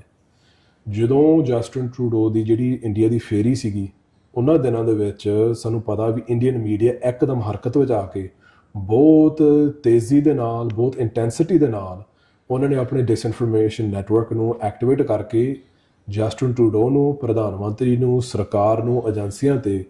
ਬਹੁਤ ਇਹੋ ਜਿਹਾ ਕੁਛ ਉਹਨਾਂ ਨੇ ਕੁਫਰ ਤੋਲਿਆ ਵੀ ਡਿਸਕ੍ਰੈਡਿਟ ਕਰਨ ਦੀ ਕੋਸ਼ਿਸ਼ ਕੀਤੀ ਆ ਵੀ ਕੈਨੇਡੀਅਨ ਸਰਕਾਰ ਐਕਸਟ੍ਰੀਮਿਸਟ ਨੂੰ ਅਪਣਾ ਦਿੰਦੀ ਆ ਜਾਂ ਸ਼ਾਇਦ ਆਪਣੇ ਸਪੋਰਟ ਕਰ ਰਹੀ ਕਿਸੇ ਨਾ ਕਿਸੇ ਤਰੀਕੇ ਦੇ ਨਾਲ। ਸੋ ਇਹ ਜਿਹੜੇ ਹੁਣ ਨੈਸ਼ਨਲ ਸਿਕਿਉਰਿਟੀ ਜਿਹੜੀ ਕਮੇਟੀ ਆਫ ਪਾਰਲੀਮੈਂਟੇਰੀਅਨਸ ਹੈਗੀ ਆ, ਉਹਨਾਂ ਨੇ ਇੱਕ ਰਿਪੋਰਟ ਵੀ ਛਾਪੀ ਸੀ ਉਹਨਾਂ ਦਿਨਾਂ ਦੇ ਵਿੱਚ। ਉਹਦੇ ਬਾਰੇ ਉਹਨਾਂ ਨੇ ਡੀਟੇਲਸ ਦੇ ਵਿੱਚ ਉਹਨਾਂ ਨੇ ਗੱਲ ਵੀ ਕੀਤੀ ਹੈ ਵੀ ਇਹ ਇੰਡੀਅਨ ਇੰਟੈਲੀਜੈਂਸ ਵਜੋਂ ਇੱਕ ਕੋਆਰਡੀਨੇਟਡ ਡਿਸਇਨਫੋਰਮੇਸ਼ਨ ਕੈਂਪੇਨ ਚੱਲ ਰਹੀ ਸੀਗੀ ਕੈਨੇਡੀਅਨ ਸਰਕਾਰ ਤੇ ਦਬਾਅ ਪਾਉਣ ਵਾਸਤੇ ਵੀ ਉਹ ਸਾਡੇ ਤੇ ਦਬਾਅ ਪਾਉਣ। ਹੁਣ 1 ਸਾਲ ਪਹਿਲਾਂ 2017 ਦੇ ਵਿੱਚ ਸੀਸਿਸ ਨੇ ਇੱਕ ਇੰਟੈਲੀਜੈਂਸ ਨੈਟਵਰਕ ਦਾ pretty much ਜੋ ਵੀ ਉਹਨਾਂ ਦਾ ਤਾਣਾ ਬਾਣਾ ਬਣਾਇਆ ਸੀ ਉਹਨਾਂ ਨੇ ਕੈਨੇਡਾ ਦੇ ਵਿੱਚ, ਜਿਹੜਾ ਆਟੋਵਾ ਕੌਂਸੂਲੇਟ ਸੀ ਤੇ ਵੈਨਕੂਵਰ ਕੌਂਸੂਲੇਟ ਦਾ। ਸੀਸਿਸ ਨੇ ਕਿਹਾ ਵੀ ਇਹਨਾਂ ਨੇ ਹੁਣ ਕਮਿਊਨਿਟੀ ਇੰਸਟੀਟਿਊਸ਼ਨਸ ਦੇ ਵਿੱਚ ਘੁਸਪੈਠ ਕੀਤੀ ਆ, ਉਹਨਾਂ ਨੇ ਆਪਣੇ ਇਨਫੋਰਮੈਂਟ ਤੇ ਐਸੈਟ ਕਲਟੀਵੇਟ ਕੀਤੇ ਹੈਗੇ ਵੀ ਆਪਾਂ ਇਹਨਾਂ ਤੇ ਕੋਈ ਕਾਰਵਾਈ ਕਰਨਾ ਚਾਹੁੰਦੇ ਹਾਂ। ਉਹੋ ਜਿਹੀ ਕਾਰਵਾਈ ਕਰਨ ਵਾਸਤੇ ਸਰਕਾਰ ਤੋਂ ਉਹਨਾਂ ਨੂੰ ਪਰਮਿਸ਼ਨ ਲੈਣ ਦੀ ਲੋੜ ਸੀਗੀ, ਤੇ ਜਦੋਂ ਉਹਨੇ ਸਰਕਾਰ ਨੂੰ ਪੁੱਛਿਆ, ਸਰਕਾਰ ਨੇ ਜਵਾਬ ਦਿੱਤਾ ਵੀ ਤੁਸੀਂ ਇਹੋ ਜਿਹਾ ਕੁਛ ਵੀ ਨਹੀਂ ਕਰਨਾ, ਕਿਉਂਕਿ ਸਾਡੀ ਆਉਣ ਵਾਲੇ ਸਾਲ ਦੇ ਵਿੱਚ ਇੰਡੀਆ ਦੀ ਟ੍ਰਿਪ ਹੋਣੀ ਤੇ ਉਹਦੇ ਤੇ ਮਾੜੇ ਪ੍ਰਭਾਵ ਅਸਰ ਪੈਣਗੇ, ਤੁਸੀਂ ਕੁਛ ਕਰ ਨਹੀਂ ਸਕਦੇ। ਇਸ ਦੀ ਬਜਾਏ ਜਦੋਂ ਟਰੂਡੋ ਇੰਡੀਆ ਨੂੰ ਗਿਆ 2018 ਦੇ ਵਿੱਚ, ਉਹਨਾਂ ਨੇ ਇੱਕ ਸਿਕਿਉਰਿਟੀ ਕੋਆਪਰੇਸ਼ਨ ਫਰੇਮਵਰਕ ਸਾਈਨ ਕੀਤਾ, ਜਿਹਦੇ ਕਰਕੇ ਪਿਛਲੇ ਕਈ ਸਾਲਾਂ ਤੋਂ RCMP ਤੇ NIA ਦੇ ਨਾਲ, ਸੀਸਿਸ ਦੇ ਰॉ ਦੇ ਨਾਲ ਸਿੱਧੇ ਸਬੰਧ ਕੋਆਪਰੇਸ਼ਨ ਕਮਿਊਨੀਕੇਸ਼ਨ ਚੱਲਦੀ ਆ ਰਹੀ ਹੈ ਸਿੱਖਾਂ ਨੂੰ ਲੈ ਕੇ, ਜਿਹਦੇ ਕਰਕੇ ਬਹੁਤ ਸਾਰੇ ਆਪਣੇ ਨੌਜਵਾਨ ਇਹੋ ਜਿਹੇ ਹੈਗੇ ਆ ਜਿਹੜੇ ਹੁਣ ਨੋ ਫਲਾਈ ਲਿਸਟ ਤੇ ਪਏ ਆ, ਟਰੈਵਲ ਰਿਸਟ੍ਰਿਕਸ਼ਨਸ ਉਹਨਾਂ ਤੇ ਲੱਗੀਆਂ ਹੈਗੀਆਂ, ਬੈਂਕ ਸਰਵਿਸਿਜ਼ ਐਕਸੈਸ ਕਰਨ ਵਾਸਤੇ ਬਹੁਤ ਸਾਰੀਆਂ ਦਿੱਕਤਾਂ ਖੜੀਆਂ ਹੋਈਆਂ ਵੀ ਸਿੱਖਾਂ ਦੀ ਸਰਵੇਲੈਂਸ 2018 ਤੋਂ ਵਧੀ ਆ। ਸੋ ਕਹਿਣ ਦਾ ਮਤਲਬ ਵੀ ਕੁਝ ਹੱਦ ਤੱਕ ਇੰਡੀਅਨ ਸਟੇਟ ਦੀ ਜਿਹੜੀ ਨੀਤੀ ਸੀਗੀ ਤੇ ਉਹਦੀ ਜਿਹੜੀ ਫੋਰਨ ਇੰਟਰਫੇਰੈਂਸ ਸੀਗੀ ਉਹ ਸਫਲ ਵੀ ਰਹੀ ਹੈ ਕੁਝ ਹੱਦ ਤੱਕ। ਰਵੀ ਸਿੰਘ ਜੀ, ਤੁਸੀਂ ਹੁਣ ਆਪਣੇ ਜਵਾਬ 'ਚ ਗੱਲ ਕਹੀ ਕਿ ਵੀ ਇਹਨਾਂ ਨੂੰ ਪਤਾ ਲੱਗ ਗਿਆ ਸੀ, ਸੀਸਸ ਨੂੰ ਇਹ ਗੱਲ ਪਤਾ ਲੱਗ ਗਈ ਕਿ ਉਹ ਸਿੱਖ ਇੰਸਟੀਚਿਊਟਸ ਦੇ ਵਿੱਚ ਜਾਂ ਇਸ ਤਰੀਕੇ ਦੇ ਨਾਲ ਆਪਣੇ ਜਿਹੜੇ ਏਜੰਟਸ ਨੇ ਜਾਂ ਆਪਣੇ ਐਸੈਟਸ ਨੇ ਉਹ ਕਲਟੀਵੇਟ ਕਰ ਚੁੱਕੇ ਆ। ਹੁਣ ਵੀ ਜਿਹੜੀ ਸਾਰੀ RCMP ਦੀ ਇਨਵੈਸਟੀਗੇਸ਼ਨ ਸੀ, ਉਹਦੇ 'ਚੋਂ ਵੀ ਇਹ ਗੱਲਾਂ ਸਾਹਮਣੇ ਆਈਆਂ ਕਿ ਜਿਹੜਾ ਇੰਡੀਅਨ ਮਤਲਬ ਅਫੀਸ਼ੀਅਲ ਸੀ, ਇੱਥੇ ਡਿਪਲੋਮੈਟ ਸੀ, ਉਹ ਇੱਥੋਂ ਜਾਣਕਾਰੀ ਇਕੱਠੀ ਕਰਦੇ ਸੀ ਤੇ ਉਹ ਜਾਣਕਾਰੀ ਇਕੱਠੀ ਕਰਕੇ ਰੋ ਨੂੰ ਭੇਜਦੇ ਸੀ ਤੇ ਰੋ ਅੱਗੇ ਉਹ ਲਾਰੈਂਸ ਬਿਸ਼ਨੋਈ ਜਾਂ ਕ੍ਰਿਮੀਨਲ ਗੈਂਗਸ ਨੂੰ ਦਿੰਦੀ ਸੀ, ਫਿਰ ਉਹ ਟਾਰਗੇਟ ਹਿੱਟ ਕਰਦੇ ਸੀ। ਤਾਂ ਇੱਕ ਇਹ ਚੇਨ ਸੀ ਜਿਹਨੂੰ ਚੇਨ ਨੂੰ ਤੋੜਨ ਦੀ ਗੱਲ ਕੀਤੀ ਗਈ ਆ ਟਰੂਡੋ ਵੱਲੋਂ ਵੀ, ਸਾਰਿਆਂ ਵੱਲੋਂ। ਤਾਂ ਜਿਹੜਾ ਇਹ ਚੈਲੰਜ ਆ ਵੀ ਹੁਣ ਉਹ ਕਿੰਨੇ ਆਪਣੇ ਐਸਟ ਜਿਹੜੇ ਆ ਇੱਥੇ ਵਿਦਿਨ ਦਾ ਕਮਿਊਨਿਟੀ ਉਹ ਆਪਣੇ ਪੈਦਾ ਕਰ ਚੁੱਕੇ ਆ, ਤਾਂ ਇਹ ਚੈਲੰਜ ਨੂੰ ਸਿੱਖ ਆਰਗੇਨਾਈਜੇਸ਼ਨਸ, ਸਿੱਖ ਐਕਟਿਵਿਸਟ ਕਿਵੇਂ ਟੈਕਲ ਕਰ ਸਕਦੇ ਆ? ਸੋ ਆਈ ਥਿੰਕ ਇਹਦੇ ਵਿੱਚ ਇੱਕ ਹੋਰ ਗੱਲ ਕਰਨ ਦੀ ਲੋੜ ਹੈਗੀ ਆ ਵੀ ਜਿਹੜੇ ਤੁਸੀਂ ਚੇਨ ਦੀ ਗੱਲ ਕੀਤੀ ਹੈਗੀ ਆ ਵੀ ਕਿਵੇਂ ਕੰਮ ਕਰਦੀ, ਜਿਹੜੇ ਡਿਪਲੋਮੈਟ ਸੀਗੇ ਉਹਨਾਂ ਨੇ ਜਦੋਂ ਹੁਣ ਤੁਸੀਂ ਜਨਰਲੀ ਇਨਫੋਰਮੇਸ਼ਨ ਇਕੱਠੀ ਕਰਦੇ ਓਪਨ ਸੋਰਸ, ਉਹ ਇੱਕ ਗੱਲ ਵੱਖਰੀ ਆ, ਡਿਪਲੋਮੈਟ ਕਰਦੇ ਆ, ਵੀ ਜਿਹੜੀ ਸਿਵਲ ਸੁਸਾਇਟੀ ਦੇ ਵਿੱਚ, ਵਪਾਰ ਦੇ ਵਿੱਚ ਤੇ ਆਪਣੇ ਪੋਲੀਟੀਕਲ ਸਰਗਰਮੀ ਦੇ ਵਿੱਚ ਜਿਹੜੇ ਬੰਦੇ ਹੈਗੇ ਆ ਵੀ ਉਹਨਾਂ ਦੀ ਨੈਚੁਰਲੀ ਉਹਨਾਂ ਨੇ ਜਾਣਕਾਰੀ ਇਕੱਠੀ ਕਰਨੀ ਹੈ। ਜਿਹੜਾ ਕੰਮ ਇਹਨਾਂ ਨੇ ਡਿਪਲੋਮੈਟਸ ਨੇ ਕੀਤੀ ਆ ਉਹ ਇਸ ਤਰੀਕੇ ਦੇ ਨਾਲ ਸੀ ਵੀ ਉਹਨਾਂ ਨੇ ਕੁਝ ਲੋਕਾਂ ਨੂੰ pretty much ਆਈਡੀਓਲੋਜੀਕਲ ਉਹਨਾਂ ਦੀ ਸਹਿਮਤੀ ਸੀਗੀ ਤਾਂ ਉਹ ਬੰਦੇ ਵੋਲੰਟਰੀਲੀ ਉਹਨਾਂ ਦੇ ਸਹਿਯੋਗ ਕਰਨ ਲੱਗ ਗਏ ਸੀਗੇ। ਜਿਹੜੀ ਦੂਜੀ ਲੇਅਰ ਸੀਗੀ ਉਹਨਾਂ ਨੇ pretty much ਕੈਸ਼ ਪੇਮੈਂਟਸ ਦਿੱਤੀਆਂ ਜਿਹਦੇ ਬਾਰੇ RCMP ਨੇ ਗੱਲ ਕੀਤੀ ਆ। ਤੇ ਜਿਹੜੀ ਤੀਜੀ ਵੰਨਗੀ ਦੀ ਆਪਾਂ ਕਹਿ ਸਕਦੇ ਹਾਂ ਇਨਫੋਰਮੇਸ਼ਨ ਕਲੈਕਸ਼ਨ ਦੀ, ਉਹ ਇਦਾਂ ਦੀ ਸੀਗੀ ਜਿਹੜੀ ਕੋਵਰਟ ਤੇ ਕੋਵਰਜਨ ਰਾਹੀਂ ਹੋ ਰਹੀ ਸੀਗੀ। ਸੋ ਇੱਕ ਤਾਂ ਹੋ ਸਕਦਾ ਕੋਈ ਐਗਜ਼ਾਮਪਲ ਜਿਵੇਂ ਮਤਲਬ ਹਾਂ ਉਹੀ ਮੈਂ ਕਿਹਾ, ਸੋ ਇੱਕ ਤਾਂ ਹੋ ਸਕਦਾ ਵੀ ਸਾਈਬਰ ਤਰੀਕੇ ਹੋ ਸਕਦੇ ਆ, ਫੋਨਾਂ ਨੂੰ ਹੈਕ ਕਰਕੇ, ਜਿਵੇਂ ਪੈਗਾਸਸ ਦੀ ਗੱਲ ਤਾਂ ਹੈਗੀ ਆ, ਆਪਾਂ ਬਹੁਤ ਸਾਰਿਆਂ ਨੇ ਸੁਣਿਆ ਵੀ ਇਜ਼ਰਾਈਲ ਤੋਂ ਉਹਨਾਂ ਨੇ ਟੈਕਨੋਲੋਜੀ ਵਰਤ ਕੇ ਖਰੀਦ ਕੇ pretty much ਤੁਸੀਂ ਕਿਸੇ ਨੂੰ ਮੈਸੇਜ ਭੇਜਿਆ ਤੇ ਉਹਦੇ ਨਾਲ ਉਹ ਫੋਨ ਹੈਕ ਹੋ ਜਾਂਦਾ, ਜੋ ਕੁਝ ਉਹ ਫੋਨ ਦੇ ਵਿੱਚ ਹੈਗਾ ਸਾਰੀ ਜਾਣਕਾਰੀ ਤੁਹਾਡੇ ਕੋਲ ਆ ਜਾਂਦੀ ਹੈ। ਜਿਹੜੀ ਅਗਲਾ ਸਟੈਪ ਹੈਗਾ ਕੋਵਰਜਨ ਦਾ, ਵੀ ਜਿਹੜੇ ਬੰਦੇ ਇੰਡੀਆ ਕੈਨੇਡਾ ਦੇ ਵਿੱਚ ਰਹਿ ਰਹੇ ਆ, ਉਹ ਭਾਵੇਂ ਸਿੱਖ ਹੋਣ ਭਾਵੇਂ ਦੂਜੇ ਹੋਣ, ਜਿਨ੍ਹਾਂ ਨੂੰ ਵੀਜ਼ਾ ਦੀ ਲੋੜ ਹੈਗੀ ਆ, ਉਹਨਾਂ 'ਤੇ ਦਬਾਅ ਪਾਇਆ ਗਿਆ ਵੀ ਜੇ ਤੁਸੀਂ ਸਾਡੇ ਵਾਸਤੇ ਆਹ ਕੰਮ ਨਾ ਕੀਤਾ ਵੀ ਆਪਾਂ ਤੁਹਾਨੂੰ ਵੀਜ਼ਾ ਦੇਣਾ ਬੰਦ ਕਰ ਦੇਵਾਂਗੇ। ਤੇ ਕਈਆਂ 'ਤੇ ਇਹੋ ਜਿਹੇ ਵੀ ਆਪਣੇ ਖੁਲਾਸੇ ਹੋਏ ਹੈਗੇ ਆ, ਜਿਹੜੇ ਆਪਣੇ ਮੀਡੀਆ ਰਿਪੋਰਟਿੰਗ ਹੋਈ ਆ ਵੀ ਕਈਆਂ 'ਤੇ ਜਿਹੜੀ ਥ੍ਰੈਟਸ ਆਫ ਫਿਜ਼ੀਕਲ ਵਾਇਲੈਂਸ ਵੀ ਹੋਈਆਂ, ਤੇ ਜਿਹੜੇ ਜਿਨ੍ਹਾਂ ਦੇ ਪਰਿਵਾਰ ਪਿੱਛੇ ਇੰਡੀਆ ਦੇ ਵਿੱਚ ਹਜੇ ਹੈਗੇ ਆ ਉਹਨਾਂ 'ਤੇ ਵੀ ਥ੍ਰੈਟ ਲਾਏ ਸੀਗੇ ਵੀ ਆਪਾਂ ਇਹਨਾਂ ਦਾ ਇਹਦਾ ਕਿਸੇ ਤਰੀਕੇ ਨਾਲ ਪਰਿਵਾਰ ਨੂੰ ਪੰਜਾਬ ਨੁਕਸਾਨ ਆਪਾਂ ਪਹੁੰਚਾਵਾਂਗੇ। ਤੇ ਜਿਹੜੇ ਉਹ ਬੰਦੇ ਸੀਗੇ ਉਹਨਾਂ ਨੇ ਇਸ ਤਰੀਕੇ ਨਾਲ ਕੀਤਾ ਵੀ ਤੁਸੀਂ ਬੰਦਿਆਂ ਤੇ ਤੁਸੀਂ ਅੱਖ ਰੱਖਣੀ, ਪਤਾ ਕਰਨਾ ਵੀ ਇਹ ਬੰਦਾ ਘਰੋਂ ਕਿੰਨੇ ਵਜੇ ਜਾਂਦਾ, ਕੰਮ ਤੇ ਕਿੰਨੇ ਵਜੇ ਜਾਂਦਾ, ਆਉਂਦਾ ਕਿੰਨੇ ਵਜੇ ਆ। ਤੁਸੀਂ ਗੁਰਦੁਆਰਿਆਂ ਦੇ ਵਿੱਚ ਜਾ ਕੇ ਤੁਸੀਂ ਦੇਖਣਾ ਵੀ ਕਿਹੜਾ ਬੰਦਾ ਕੀ ਬੋਲਦਾ, ਕੀ ਕਿੱਥੇ ਸਰਗਰਮ ਹੈਗਾ, ਇਹ pretty much all of those kinds of things। ਜਿੱਥੇ ਹੁਣ ਸਿੱਖਾਂ ਨੂੰ ਇਸ ਨਾਲ ਕੰਬੈਟ ਜਾਂ ਇਹਨੂੰ ਕਾਊਂਟਰ ਕਰਨ ਵਾਸਤੇ ਕੀ ਕਰਨਾ ਚਾਹੀਦਾ, ਇਹਦੇ ਵਾਸਤੇ ਸਭ ਤੋਂ ਪਹਿਲੀ ਗੱਲ ਹੈ ਸਾਨੂੰ ਸਿਰ ਜੋੜ ਕੇ ਸਾਨੂੰ ਵਿਚਾਰਨਾ ਪਊਗਾ ਵੀ ਇਹ ਛੋਟੀ ਗੱਲ ਨਹੀਂ ਹੈਗੀ, ਬਹੁਤ ਵੱਡੇ ਪੱਧਰ 'ਤੇ ਸਾਡੇ ਹਮਲੇ ਹੋ ਰਹੇ ਆ ਤੇ ਇਹ ਅੱਜ ਤੋਂ ਨਹੀਂ ਸ਼ੁਰੂ ਹੋਇਆ। ਸੋ ਆਈ ਥਿੰਕ ਜਿਹੜੀ ਇਹਦੇ ਬਾਰੇ ਜਿਹੜੀ ਪਹਿਲੀ ਗੱਲ ਪਹਿਲਾ ਕੰਮ ਜਿਹੜਾ ਸਾਨੂੰ ਕਰਨਾ ਚਾਹੀਦਾ ਵੀ ਸਿਰ ਜੋੜ ਕੇ ਸਾਨੂੰ ਵਿਚਾਰਨਾ ਪਊਗਾ। ਜਿਹੜੀ ਆਪਣੀ ਡਿਸੀਜਨ ਮੇਕਿੰਗ ਪ੍ਰੋਸੈਸ ਹੈਗੀ ਹੈ ਤੇ ਲੀਡਰਸ਼ਿਪ ਡਿਵੈਲਪ ਕਰਨ ਦਾ ਜਿਹੜਾ ਪ੍ਰੋਸੈਸ ਹੈਗਾ, ਉਹਦੇ ਵਿੱਚ ਕਿਸੇ ਤਰੀਕੇ ਦੇ ਨਾਲ ਟਰਾਂਸਪੇਰੈਂਸੀ ਤੇ ਜਿਹੜੀ ਸਾਂਝੀ ਰਾਏ ਹੈਗੀ ਆ ਉਹਨੂੰ ਬਣਾਉਣ ਦੀ ਲੋੜ ਹੈਗੀ ਹੈ, ਤਾਂ ਕਿ ਇਹ ਕਿਸੇ ਦੇ ਇੱਕ ਬੰਦੇ, ਇੱਕ ਜਥੇਬੰਦੀ ਦੇ ਵਿੱਚ, ਇੱਕ ਕਮੇਟੀ ਦੇ ਹੱਥ ਵਿੱਚ ਸਾਰੀ ਪਾਵਰ, ਸਾਰੀ ਰੈਪਰੈਜ਼ੈਂਟੇਸ਼ਨ, ਸਾਰੀ ਲੀਡਰਸ਼ਿਪ ਡਿਸੀਜਨ ਮੇਕਿੰਗ ਕਿਸੇ ਇੱਕ ਧਿਰ ਜਾਂ ਇੱਕ ਬੰਦੇ ਜਾਂ ਇੱਕ ਗਰੁੱਪ ਕੋਲ ਨਾ ਹੋਵੇ। ਪ੍ਰਭਜੋਤ ਸਿੰਘ, ਤੁਸੀਂ ਹਮਲਿਆਂ ਦੀ ਗੱਲ ਕੀਤੀ, ਮਤਲਬ ਇੱਕ ਜਿਹੜੀ ਸਾਰੀ ਇਨਵੈਸਟੀਗੇਸ਼ਨ ਆ ਉਹਦੇ 'ਚ ਇਹ ਵੀ ਖੁਲਾਸਾ ਹੋਇਆ ਵੀ ਇੱਕ ਤਾਂ ਟਾਰਗੇਟ ਨੇ ਜਿਵੇਂ ਹਰਦੀਪ ਸਿੰਘ ਨਿੱਜਰ ਜਾਂ ਹੋਰ ਜਿਹੜੇ ਸਿੱਖ ਐਕਟਿਵਿਸਟ ਇੱਥੇ ਖਾਲਿਸਤਾਨ ਦੇ ਲਈ ਕੰਮ ਕਰ ਰਹੇ ਆ, ਕੈਂਪੇਨ ਰਨ ਕਰ ਰਹੇ ਆ, ਪਰ ਉਹਨਾਂ 'ਤੇ ਅਟੈਕ ਤੋਂ ਬਾਅਦ ਇੱਕ ਨਵਾਂ ਤਰੀਕਾ ਵਰਤਿਆ ਗਿਆ ਕਿ ਜਿਹੜੇ ਸਿੱਖ ਆਮ ਸਿੱਖ ਨੇ, ਕਾਮਨ ਸਿੱਖ ਆ, ਕੋਈ ਬਿਜ਼ਨਸਮੈਨ ਆ, ਉਹਨਾਂ ਦੇ ਬਿਜ਼ਨਸਿਸ ਦੇ ਉੱਤੇ ਅਟੈਕ ਕਰਨੇ, ਘਰਾਂ ਨੂੰ ਅੱਗਾਂ ਲਾਉਣੀਆਂ, ਮਤਲਬ ਹੋਮੀਸਾਈਡਸ ਦੀਆਂ ਕੁਝ ਘਟਨਾਵਾਂ ਹਜੇ ਇਨਵੈਸਟੀਗੇਸ਼ਨ ਉਹਨਾਂ ਦੇ ਉੱਤੇ ਚੱਲ ਰਹੀ ਆ। ਇੱਕ ਇੱਥੇ ਸਿੱਖ ਬਜ਼ੁਰਗ ਜੋੜੇ ਦਾ ਕਤਲ ਹੋਇਆ ਘਰ ਦੇ ਵਿੱਚ। ਮਤਲਬ ਇਹ ਜਿਹੜਾ ਸਾਰਾ ਕੁਝ ਹੈਗਾ ਸੀ, ਮਤਲਬ ਉਹਦੇ ਬਾਰੇ ਇਹ ਗੱਲ ਸਾਹਮਣੇ ਆਈ ਕਿ ਉਹ ਵੀ ਇੰਡੀਆ ਜਿਹੜਾ ਆ ਉਹ ਕ੍ਰਿਮੀਨਲ ਏਜੰਟਸ ਤੋਂ ਕਰਵਾ ਰਿਹਾ ਸੀ। ਉਹਦੇ ਪਿੱਛੇ ਇੰਡੀਆ ਦਾ ਕੀ ਇੰਟਰਸਟ ਤੁਸੀਂ ਦੇਖਦੇ ਹੋ? ਉਹਦੇ ਵਿੱਚ ਜਿਹੜੀ RCMP ਨੇ ਜਦੋਂ ਪ੍ਰੈਸ ਕਾਨਫਰੰਸ ਕੀਤੀ ਆ, ਉਹਨਾਂ ਨੇ ਪ੍ਰੈਸ ਰਿਲੀਜ਼ ਵੀ ਉਹਨਾਂ ਨੇ ਜਾਰੀ ਕੀਤੀ ਆ ਤੇ ਉਹਨਾਂ ਨੇ pretty much ਸਿੱਧੇ ਸ਼ਬਦਾਂ ਦੇ ਵਿੱਚ ਇਸ ਤਰੀਕੇ ਦੇ ਨਾਲ ਉਹਨਾਂ ਨੇ ਗੱਲ ਕੀਤੀ ਆ ਵੀ ਜਿਹੜਾ ਇਹ ਵਾਇਲੈਂਸ ਦਾ ਜਿਹੜਾ ਕੋਆਰਡੀਨੇਟਡ ਕੈਂਪੇਨ ਸੀ, ਇੱਕ ਪੂਰੀ ਵਿਉਂਤਬੱਧ ਮੁਹਿੰਮ ਸੀਗੀ ਇਹ ਹਿੰਸਾ ਦੀ, ਵਾਇਲੈਂਸ ਦੀ, ਉਹਨਾਂ ਨੇ ਇਸ ਕਰਕੇ ਉਹਨਾਂ ਨੇ ਕੀਤੀ ਆ ਵੀ ਉਹ ਇੱਕ ਪਰਸੈਪਸ਼ਨ ਕ੍ਰੀਏਟ ਕਰਨਾ ਚਾਹੁੰਦੇ ਸੀਗੇ ਇੱਥੋਂ ਦੇ ਸਾਊਥ ਏਸ਼ੀਅਨ ਤੇ ਖਾਸ ਕਰਕੇ ਸਿੱਖ ਭਾਈਚਾਰੇ ਦੇ ਵਿੱਚ ਵੀ ਕੈਨੇਡਾ ਇੱਕ ਅਨਸੇਫ ਜਗ੍ਹਾ ਆ। ਇੱਕ ਤਾਂ ਇਹ ਹੋ ਗਿਆ। ਜਦੋਂ ਟਰੂਡੋ ਨੇ ਕੱਲ੍ਹ ਜਿਹੜੀ ਕ੍ਰਾਸ ਐਗਜ਼ਾਮੀਨੇਸ਼ਨ ਜਦੋਂ ਮੈਂ ਕੀਤੀ ਸੀਗੀ, ਇਹ ਸਾਰੇ ਵਾਇਲੈਂਸ ਬਾਰੇ ਉਹਨੂੰ ਸਵਾਲ ਪੁੱਛਿਆ ਵੀ ਇਹਨਾਂ ਦਾ ਮਨੋਰਥ ਕੀ ਸੀਗਾ, ਉਹਨੇ ਇੱਕ ਆਈ ਵੁੱਡ ਸੇ ਇੱਕ ਮੋਰ ਡਿਸਟਰਬਿੰਗ ਉਹਨੇ ਗੱਲ ਕੀਤੀ ਆ ਜਿਹੜੀ ਤੁਹਾਡੀ ਐਕਸਟ੍ਰੀਮਿਜ਼ਮ ਵਾਲੇ ਸਵਾਲ ਦੇ ਨਾਲ ਜਾ ਕੇ ਜੁੜਦੀ ਆ। ਉਹਨੇ ਕਿਹਾ ਵੀ ਇੱਕ ਤਾਂ ਇਹ ਪਰਸੈਪਸ਼ਨ ਤਾਂ ਜ਼ਰੂਰ ਕ੍ਰੀਏਟ ਕਰਨੀ ਸੀਗੀ ਵੀ ਇਹ ਅਨਸੇਫ ਆ ਕੈਨੇਡਾ। ਦੂਜਾ ਇਹ ਵੀ ਜੋ ਇੰਡੀਆ ਵਾਰ-ਵਾਰ ਕਈ ਸਾਲਾਂ ਤੋਂ ਨੈਰੇਟਿਵ ਚਲਾ ਰਿਹਾ ਸੀ ਵੀ ਕੈਨੇਡਾ ਦੇ ਵਿੱਚ ਐਕਸਟ੍ਰੀਮਿਜ਼ਮ ਤੇ ਵਾਇਲੈਂਸ ਆ ਤੇ ਅਨਚੈਕਡ ਚੱਲ ਰਿਹਾ, ਤਾਂ ਉਹਨਾਂ ਨੇ ਖੁਦ ਹੀ ਉਹ ਵਾਇਲੈਂਸ ਕ੍ਰੀਏਟ ਕਰਕੇ ਇਹ ਪ੍ਰਭਾਵ ਸਿਰਜਣ ਦੀ ਕੋਸ਼ਿਸ਼ ਕੀਤੀ ਜੋ ਉਹਨਾਂ ਦੇ ਮੀਡੀਆ ਨੇ ਐਂਪਲੀਫਾਈ ਕੀਤੀ ਆ ਵੀ ਇਹ ਵਾਕਈ ਐਕਸਟ੍ਰੀਮਿਜ਼ਮ ਵਾਲੀ ਜਿਹੜੀ ਗੱਲਬਾਤ ਹੈਗੀ ਆ ਵੀ ਕੈਨੇਡਾ ਨੇ ਇਹਨੂੰ ਕਾਬੂ ਨਹੀਂ ਕੀਤਾ, ਇਸੇ ਕਰਕੇ pretty much out of control ਗੱਲ ਹੋਈ ਹੈਗੀ ਆ। ਸੋ ਆਈ ਥਿੰਕ ਉਹ ਆਪਾਂ ਮੈਨੂੰ ਉਹ ਸਾਰੀਆਂ ਘੜੀਆਂ ਨੂੰ ਆਪਾਂ ਜੋੜਦੇ ਹਾਂ ਵੀ ਇੰਡੀਅਨ ਸਟੇਟ ਦੀ ਜਿਹੜੀ ਹੁਣ ਇੱਕ ਜਿਹੜਾ ਡਾਕੂਮੈਂਟ ਉਹਨਾਂ ਨੇ ਸੀਸਸ ਦਾ